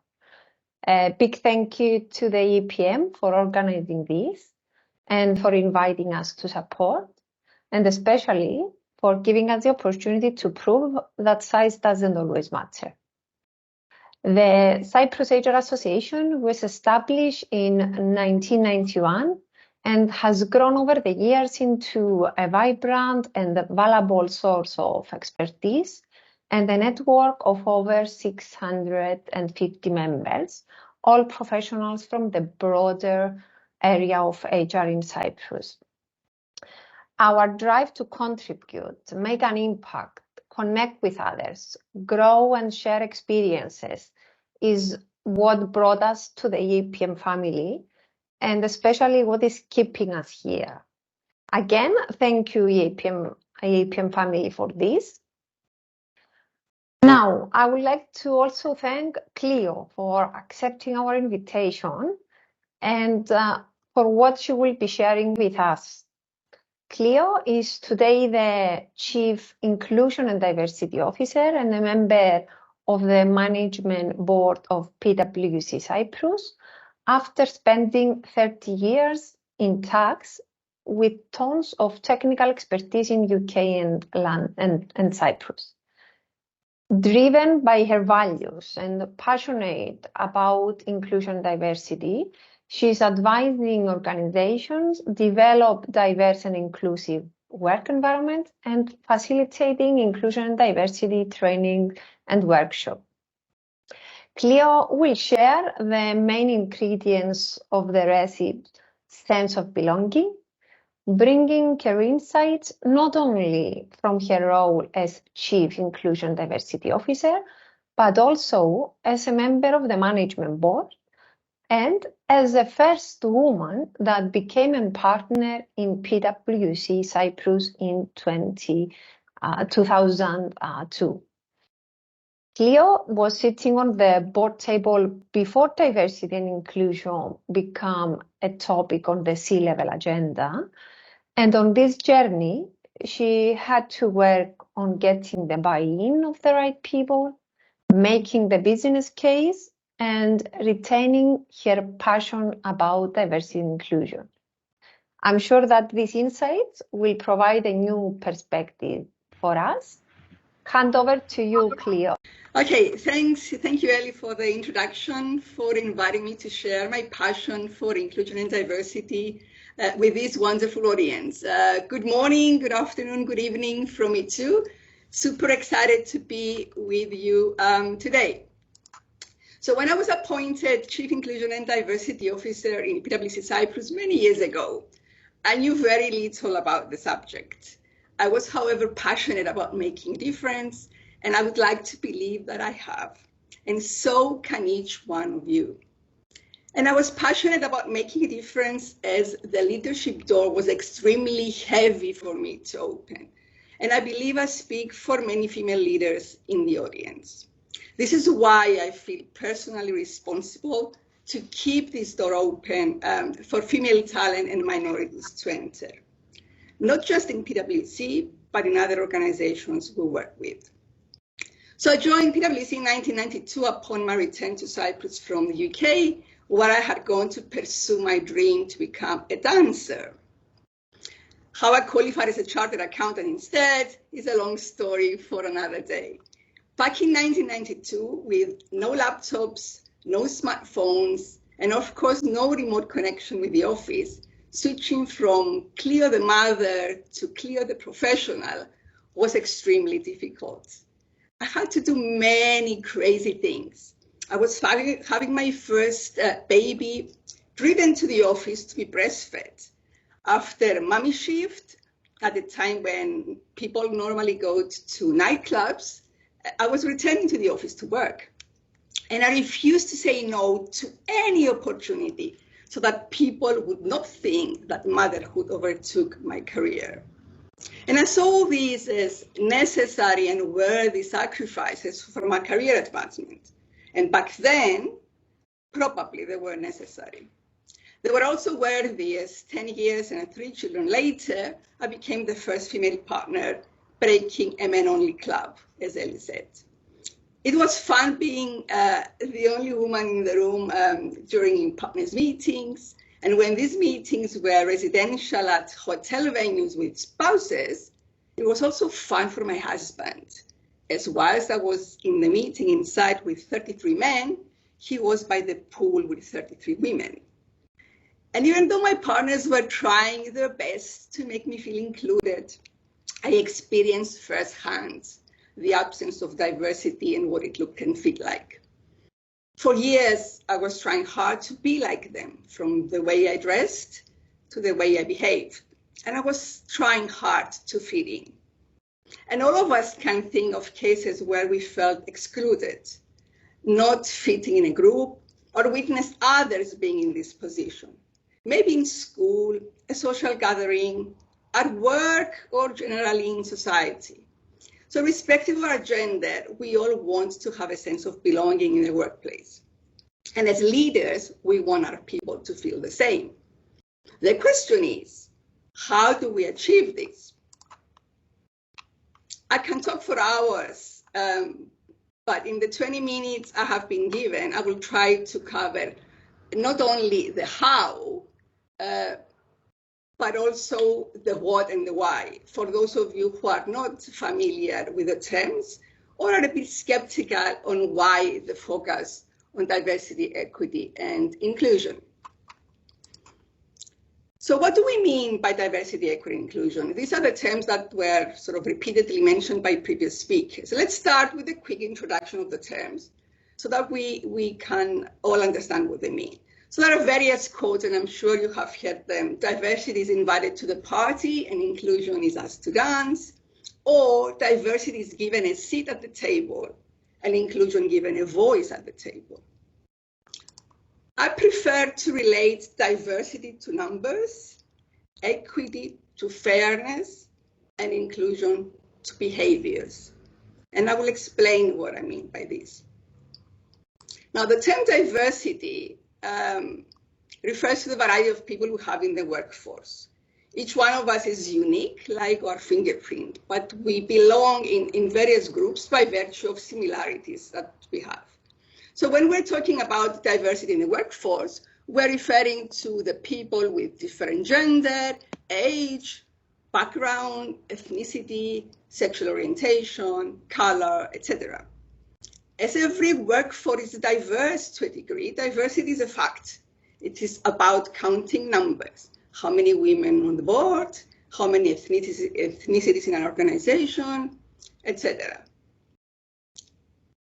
So diversity is measurable, and I would dare to say it is easy to achieve. And many companies stop here. They just tick the box. They just employ diverse people.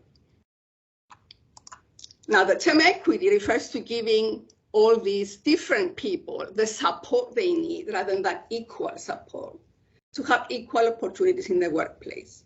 For example, giving a disabled person the same treatment as everyone else instead of special support will not result in that person having equal opportunities. We saw the picture of the bicycles earlier. In other words, when the playing field is not level, to be fair, we should be equal. We should be equitable, not equal. And policies and procedures free of biases, and we talked a little bit about biases, are the main driving factor in achieving equity in an organization. And by addressing behaviors and biases, we can make the uneven playing field a little more level. So if diversity is fact, inclusion is action. If diversity is numbers, inclusion is making the numbers count. And inclusion is about behaviors that allow different people to feel psychologically safe to be their authentic selves, to be vulnerable, as we earlier heard. And that is the most difficult of the three. Behaviors of human beings are driven by emotions, so being inclusive requires the involvement of both the mind and the heart. And it is easier said than done, as our minds are biased by nature. And our emotions, if not controlled, can make us say or do things we regret. So behaving and leading inclusively requires one simple thing: being human.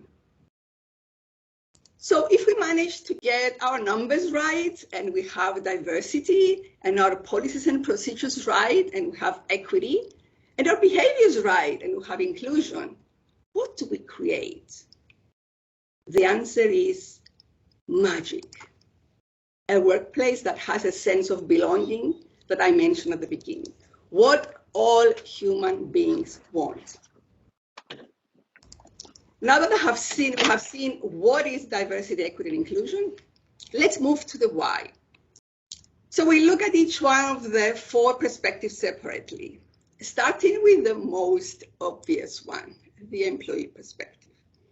And I mentioned how important a sense of belonging is for employees of any organization. Let's try to break this down a little bit. So a year ago, PwC ran a global survey on employee expectations. It is a survey of an impressive size and diversity. More than 52,000 people from 44 countries and diverse employers participated. The results say that the Great Resignation is showing no signs of slowing down, as on average, 1 in 5 employees are likely to switch to a new employer, like the apps we saw earlier. The younger they are, the more likely they are to leave. And in addition, more than 1/3 plans to ask for a raise. So retaining these employees will require a lot more than money. Fulfilling work and the opportunity to be their authentic self at work matters to those considering a job change. From a gender perspective, women are less satisfied with pay and empathy, but also less demanding, not surprising there. From an age perspective, the younger workers differ. They are more demanding, less resilient, and less loyal. Notably, their perspectives may have been shaped by the experience of joining during the COVID crisis, with fewer in-person interactions with colleagues. So there is a much broader generational issue there. 65% of the participants said that conversations about issues of the polarized world we live in are happening in the workplace, and they find them positive, actually. And finally, more than half of the workers demand transparency, with safety and social issues topping the list. So even though it is good to focus on net zero emissions, our people are more interested in inclusion than climate change. So this brings us to the organizational perspective. The dividends from an inclusive culture are huge for the organization. Not only our people stay with us and have an amazing experience, but that gets transferred to our customers.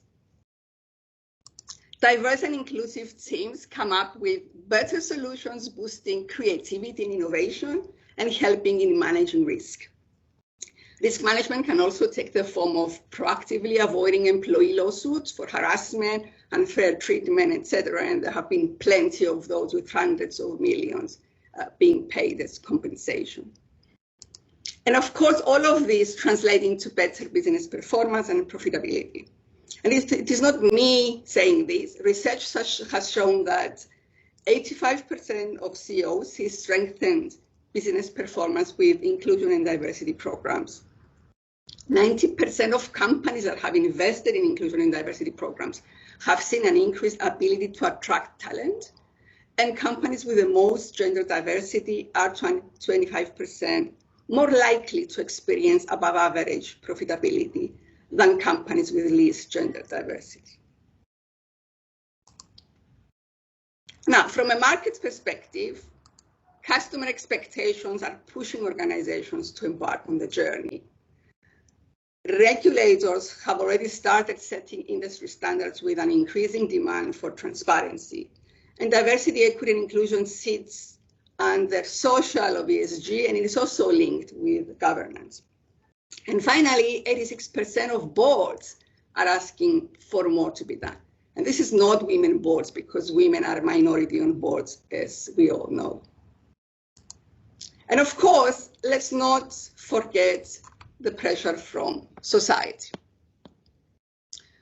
So we have seen what diversity, equity, and inclusion is. We are hopefully convinced why it is important from all 4 different perspectives, and we'll now focus on how we bring it to life. This is where my passion for I&D comes to life, by helping organizations to design and implement diversity, equity, and inclusion strategies, to transform workplaces, and to create that sense of belonging we have been talking about, which is also linked with well-being and sustainability and everything else we have heard from the previous speakers. So what I've learned over the years as I have been involved with inclusion and diversity is that it is a journey. It is not a destination. Some organizations are ahead in the journey, others have just started, and others want to do things, but they don't know where to start from. The starting point should always be an assessment of where the organization is and where it wants to go, short-term and long-term. What are the issues it wants to tackle? What are the priorities? Is it a gender-balanced leadership team? Is it the attraction and retention of young talent? Is it inclusive behaviors towards minorities in the workforce? Or sexual and other forms of harassment? Or increased engagement in the workforce? Once that is done, there are various ways of assessing this. The next step is the creation of the strategy that will take us from where we are to where we want to go, and the implementation of a roadmap. Part of the strategy will certainly be workshops and trainings. Workshops and trainings can go a very long way in changing behaviors and the company culture. It can be the starting point to raise awareness, but they are not the solution. They should be seen as part of a more holistic action plan. Experience has also shown that it is of vital importance to develop ways of measuring the progress by creating, for example, dashboards and diversity, equity, inclusion analytics to set targets and hold people accountable. And evidence has shown that if there is no accountability, there is simply no progress. That is why the tone at the top is very important when implementing such strategies. And diversity, equity, inclusion usually starts from HR, from all you people, but should eventually be a C-suite initiative, with the inclusion and diversity officer reporting to the CEO and not to HR. So when implementing the strategy, we should be focusing on what I call the hardware. That is the human capital systems, processes, policies, and procedures that we have in an organization. And then we need to talk about the software, which is the human capital team responsible for the recruitment, the evaluation, the promotion, and this includes the leaders of the organization. And of course, each and every person of the organization, as inclusion starts with each one of us. So it is a top-down as well as a bottom-up effort.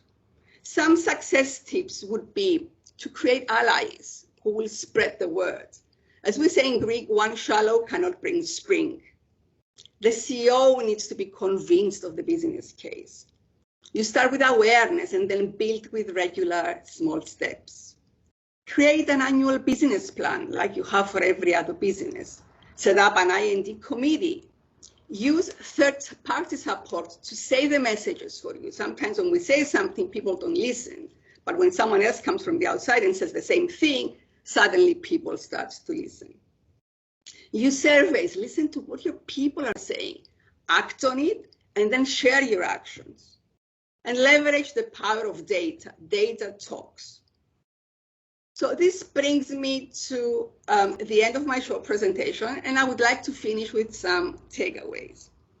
The easiest way to remember is the diversity, equity, inclusion is to think of diversity and link it to numbers, link equity to fairness, and inclusion to behaviors, as I have said.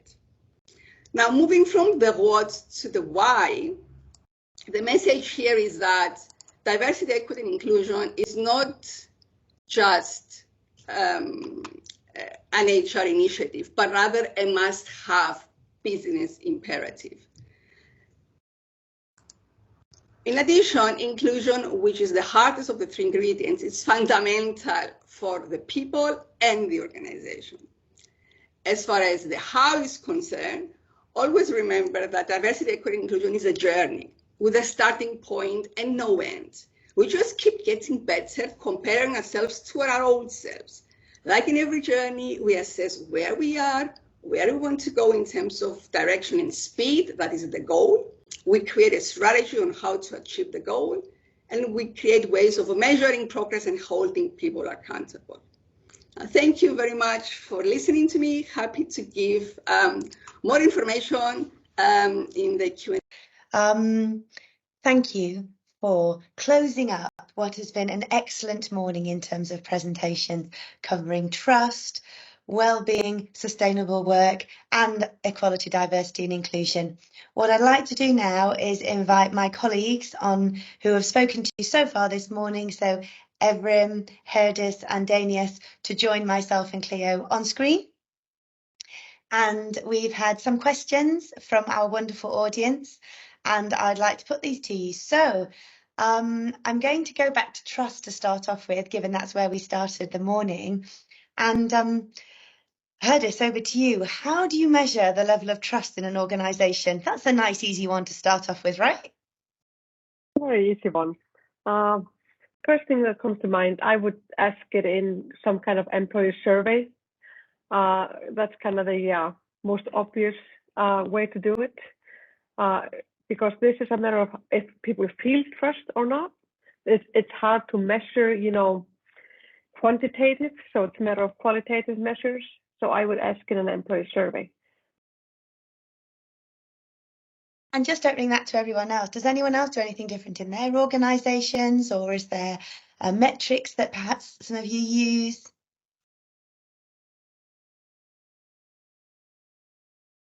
I mean, we have a regular monthly employee survey that we complete, and that's an in the moment, how you're feeling.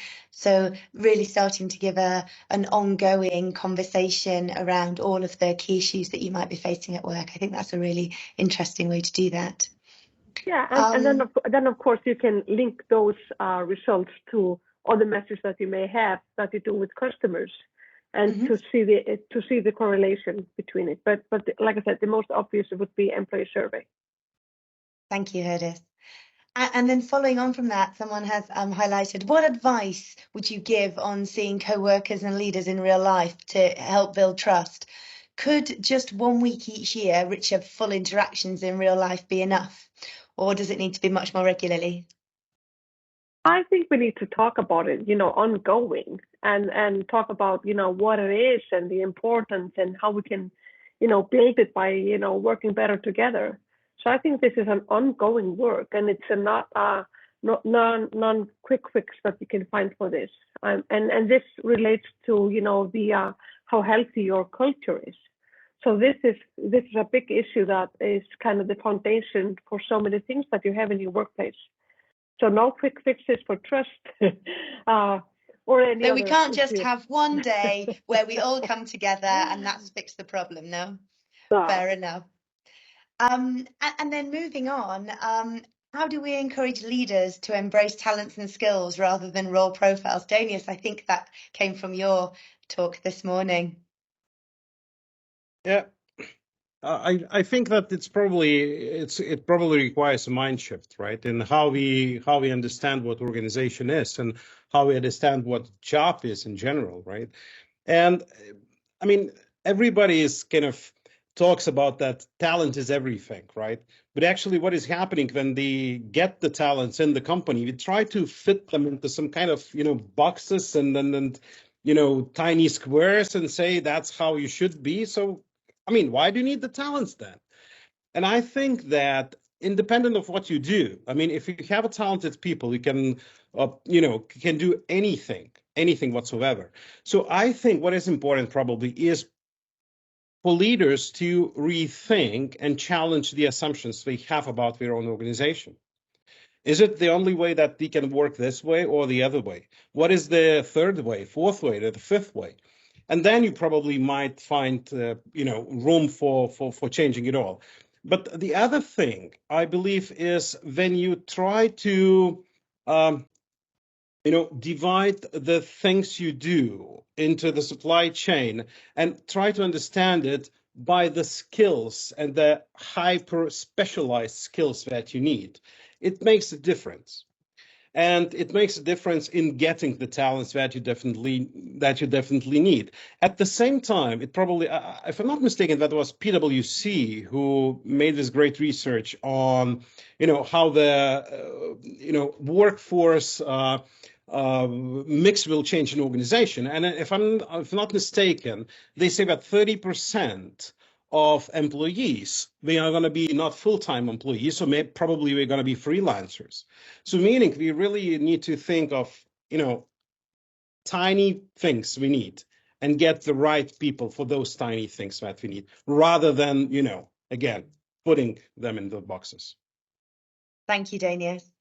Evrim, there was a question around the sustainable work. So sustainable work has much to do with trust, well-being, EDI, but obviously the environment and an aging workforce in lots of European countries are also key factors to be considered. Can you give us your thoughts on that? Oh, we can't hear you right now. Rebecca, sorry, can you repeat the question? I'm so sorry, I just missed it. Sure. So sustainable work has much to do with all of the topics that we've covered today: trust, well-being, EDI, and obviously the environmental issues. But obviously something that's key in a lot of European countries is the aging workforce and how that demographic is changing. And someone was asking for your thoughts on that. Yeah, thank you. I'm so sorry to make you repeat the question. Okay. Well, as a generational researcher, I am currently warning a lot of my clients about the ageism levels that we see in a lot of the world. So the world is aging, and within this demographic change, I think the world is suffering from a fallacy. There is a serious fallacy, which I call the Peter Pan fallacy. You know, the Peter Pan story. He's a never-growing child. And I think we all think that we have a very young talent workforce, and we don't have to think about the aging workforce. Well, we have to think about the aging workforce, not only with respect to the aging workforce, but with respect to the all areas of the economy. That's why this is called silver economy.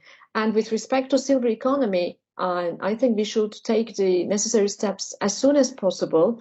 First of all, by reskilling and upskilling the aging workforce.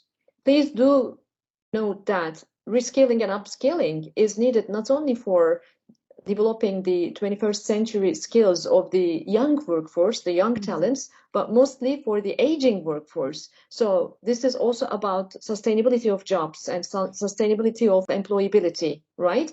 Another thing is infrastructures. Another thing is creating technologies to ease the life of the aging workforce as well as the aging clients. So customers, clients are not so apart from the employees. They're all the same people. You see what I mean? So we should create value. We should create value for the society with respect to the demographic change as well. And I think during the pandemic experience actually showed us that we are really in the trap of ageism, meaning discriminating young people as well as discriminating old people from the real life. So please be aware of the Peter Pan fallacy. Do you think you're going to survive as a young kid forever? And be aware in your systems supporting the silver economy. Thank you for that. I hope that answered your question, whoever raised that about the aging population in Europe. Someone's put here about the B in belonging, Cleo. In some countries, we no longer talk about DEI, but DEIB.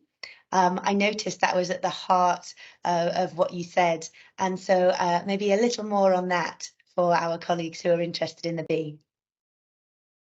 Okay, I think most organizations, as I said, are sort of focusing heavily on diversity because that's a very easy box to tick. So they just employ a bunch of people and they say, okay, we've brought all these people in and we've done, our bid, and they actually advertise, they put them on brochures and they put them in front of people and they think that's enough. But as I said, that's just the starting point, and most organizations are diverse. It's what you do with all this talent you have in your organization to feel that sense of belonging. And everything that has been said about trust, about sustainability, about well-being, it's all linked to have a sense of belonging. I think that's why all the words were coming up in all the presentations, because unless you have an organization where people feel psychologically safe to fail, psychologically safe to be vulnerable, psychologically safe to raise different opinions and have discussions with people and connect with people, and unless they create these connections, there's nothing keeping them in the office. And I had this interesting conversation with my son. He's 28, and he has this idea in his head that work is transactional. He said, I just want to get a paycheck. I want a 6-digit salary, he said, to sustain my way of life. I don't know what that means. So I'm going to go to the office, log in, not go to the office. He works remotely, get the paycheck, and then live my life. And I said to him, that's the fastest way to depression. I said, you can't ignore the organization. You cannot be part of the organization. He said, I don't want to like my boss. I don't need to know my colleagues. I don't need to connect the organization. I don't need anything about purpose and stuff that, the Zoomers are talking about. I just want to, work from home and just do my bits and then, enjoy life. And I sort of had this conversation with him for 2 hours trying to convince him. He called me a dinosaur, an organizational dinosaur. That's what he called me. So these people, because they've never, he worked remotely because he started work during COVID, and they never connected with what we used to know the office is like. So unless you create, everything that has been said before is all relevant, that you create that space in the office where people want to come, not force them to come, and then have the conversations in the office to create the connections with the colleagues. That's how you create a link with the organization. Otherwise, work is just transactional, and people just, like apps, come and go. And does anyone else have any thoughts on that they'd like to add to what Cleo just said? In that case, I'm going to move on rapidly to another question, which is really interesting. Cleo, you mentioned the importance of retaining employees, but Danius, we also talked about when in your presentation about the fluctuating, whether you need them, whether you're not. I'm not sure I quite think of myself as an app, but you know, I can see that I have a value for a period of time in a given moment. So there seems to be a tension between retaining employees, but also people moving on when either their projects have been completed or when their time at the organisation has reached a point where they can no longer progress and they need to move on. So I'm seeing some tension in that. And as someone who has left an organisation and then come back again, I am a boomerang employee and therefore have found the opportunity to go and leave and come back and stay. So I think I'm probably fit in all of these categories, but maybe some more thoughts from both of you from each other's perspectives, perhaps. Cleo, you would love or? Up to you. Yeah, go on, and I can add to that. Yeah. So, I mean, you know, the only thing that I wanted to say by this question is probably that, you know, people changing jobs is probably something that we need to get used to, right? So we are definitely looking for a better, and that's a normal thing. We are always looking for a better, right? I mean, and I think that what is changing actually is now that they need not only the money, but we also need the, you know, the trust and dignity and respect and, you know, well-being and all those things. And, you know, if you are the employer who brings all those things that people need, then no problem about retaining employees, right? You just do the right thing. But whenever it comes to retaining employees, it always sounds to me like if we own them in a way, which is not true at all, right? So they are free to do and choose what's best for them. And yeah, so that's the basic idea. And you know, and I think that quite a few words like retaining, loyalty, or these things, they need to be challenged from time to time just for us to figure new ways of understanding what organization is for the future. So that was the idea behind the question. Thank you, Danius. Cleo, a response? Yeah, I think that I would echo Danius and say that, you know, staff turnover is healthy as long as it is a certain percentage of people leaving, because not everybody likes, you know, PwC or whoever employer they walk into, and not everybody is fit for what they thought was the work for them. So we shouldn't sort of demonize people leaving and staff turnover. It's normal. It's part of everyday life. What we are doing, I'm just talk a little bit about my experience in PwC. I've been in PwC for 31 years. I joined in 1992 and never left. I just joined for a couple of years, see what's happening, and then I just stayed. And the reason I stayed is because the organization evolved. It's like changing jobs in 30 years, changing jobs but staying with the same employer. So giving people the chance to move horizontally in the organization and get different positions and different experiences. We have the luxury of providing that because we have different business units and people can move around freely. And I was in Germany 2 weeks ago in a training, and a young guy said, PwC is like Candyland. And I said, you know, what do you mean by that? He goes, well, you go there. If you don't like it, we go there and there and there, and you just change jobs within the same organization. So it was the first time that, you know, I hear a young person saying, you know, PwC is Candyland, and I never thought of it like that. But actually reflecting back to my years, this is actually what I have done you evolve with the organization. Thank you. If I just back to you. if I just may add to this, I mean, I just, you know, I just recall the story which I had with my conversation which I had with my friend literally last week, and he's been about to do presentation of employee turnover. And I asked him, and this is, by the way, this is the call center, which is based in Lithuania, but it is operating all around Europe and have offices in different countries. They employ, if I'm not mistaken, 1,700 employees. So it's a huge company, right, in a way. And, you know, and I said, oh, you're going to do a presentation of employee turnover. So tell me the, you know, kind of the main points.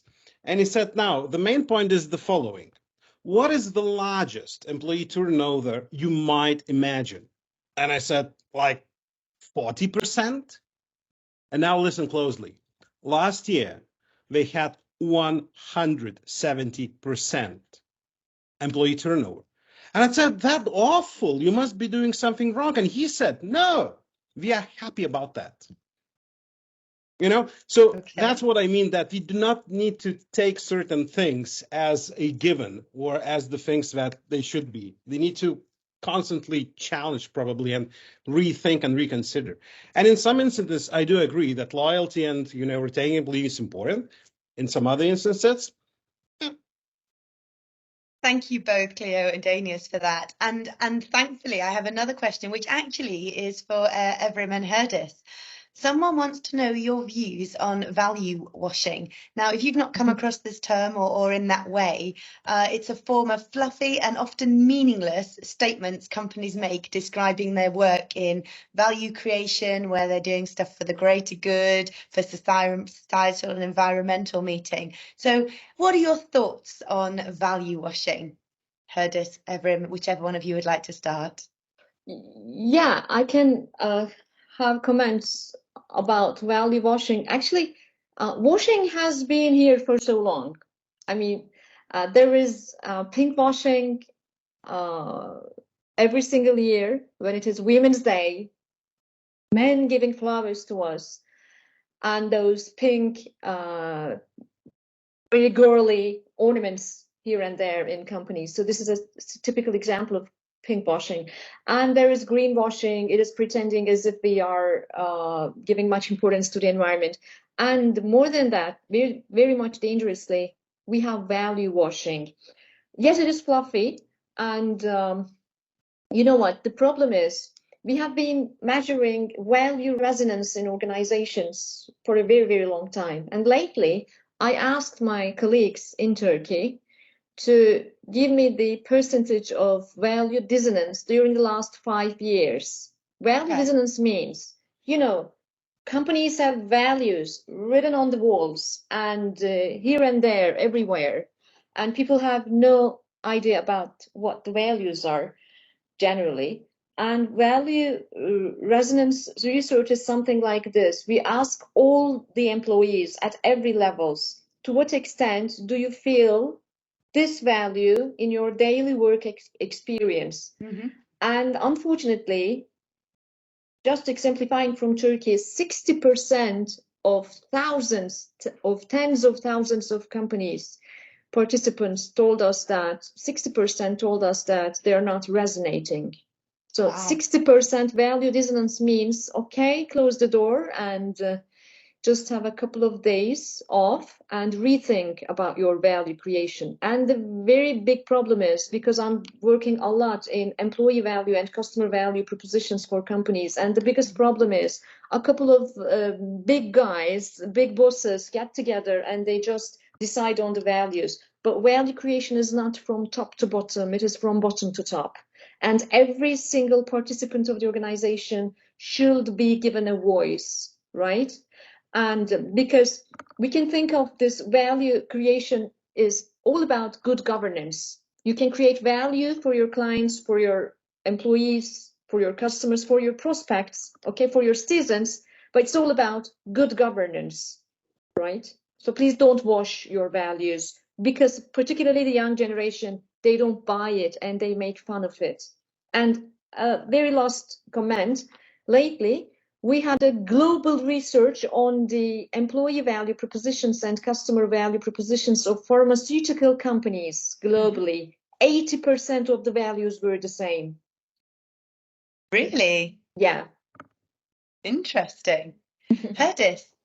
Yeah, I think I can, agree on everything that Evrim said. I mean, there's a lot of washing, not just on values, on many things. But just to add on, instead of repeating everything that Evrim said, but to add to that, I'm a big believer in people. And I think people see through this washing. If we want our top leaders to live the values, to make sure that it's part of our culture and threaded in everything that we do, I think we need to change, because in many companies, leaders get bonuses, usually linked to some financial results. I think we should link the bonuses or their pay to how well they're living the values. And we can translate the values into a description of certain behavior, and then just measure how well our leaders are doing on that, and they get the bonus based on that. Interesting. I think I will propose that to our CEO, Danius. Yeah, it seems that we all have something to say on values, right? That's the topic. You know, I've been thinking around this topic quite a while, and actually the thing that I kind of found for myself is that most important thing in organization is caring. Mm-hmm. And when they say caring is caring about all the stakeholders, right? If you truly care, anything is possible and you are motivated, right? You care about organization, you care about fellow employees, you care about your boss, you care about your subordinates, you care about the customers, you care about all the other stakeholders. So, and if you truly care, and guess what? I've been very interested in the word care, where it comes from, and that word care comes from a Latin word cura. From the same word comes another word, which is curiosity. And that's exactly what we need in organizations. We need people who care and are curious. That is it, nothing else. So these are two things that I put on my wall. Danius, that was a really interesting conclusion, because our final comment was, what can each of the speakers give us one takeaway? And I think you've lined that up beautifully. So I'm not going to go to you, Danius, but Herdis, Evram, Cleo, can you provide one takeaway for our participants today before we reach a conclusion?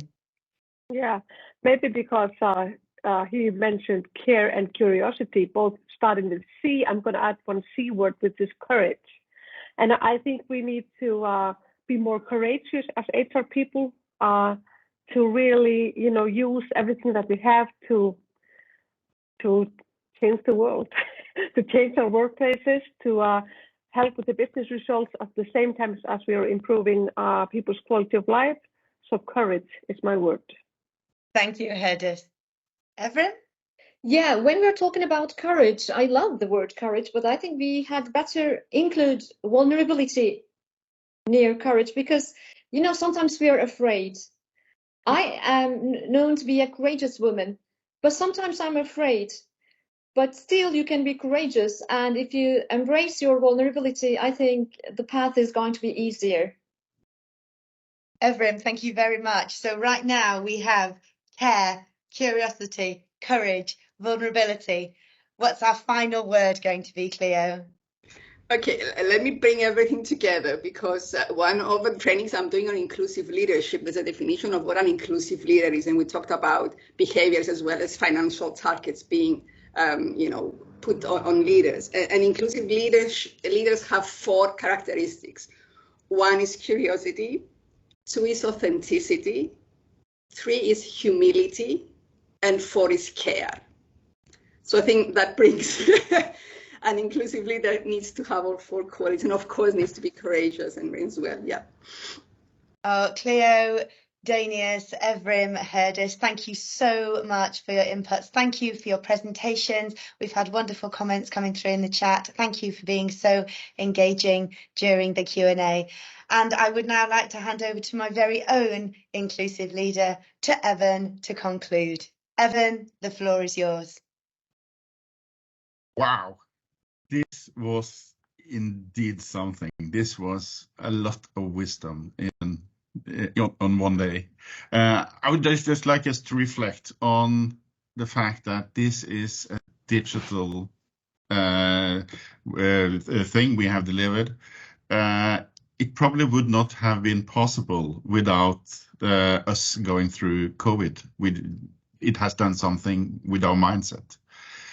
34 countries have contributed to this, and it has been made operational by Iceland, Turkey, Lithuania, Norway, Cyprus, and last but not least, UK.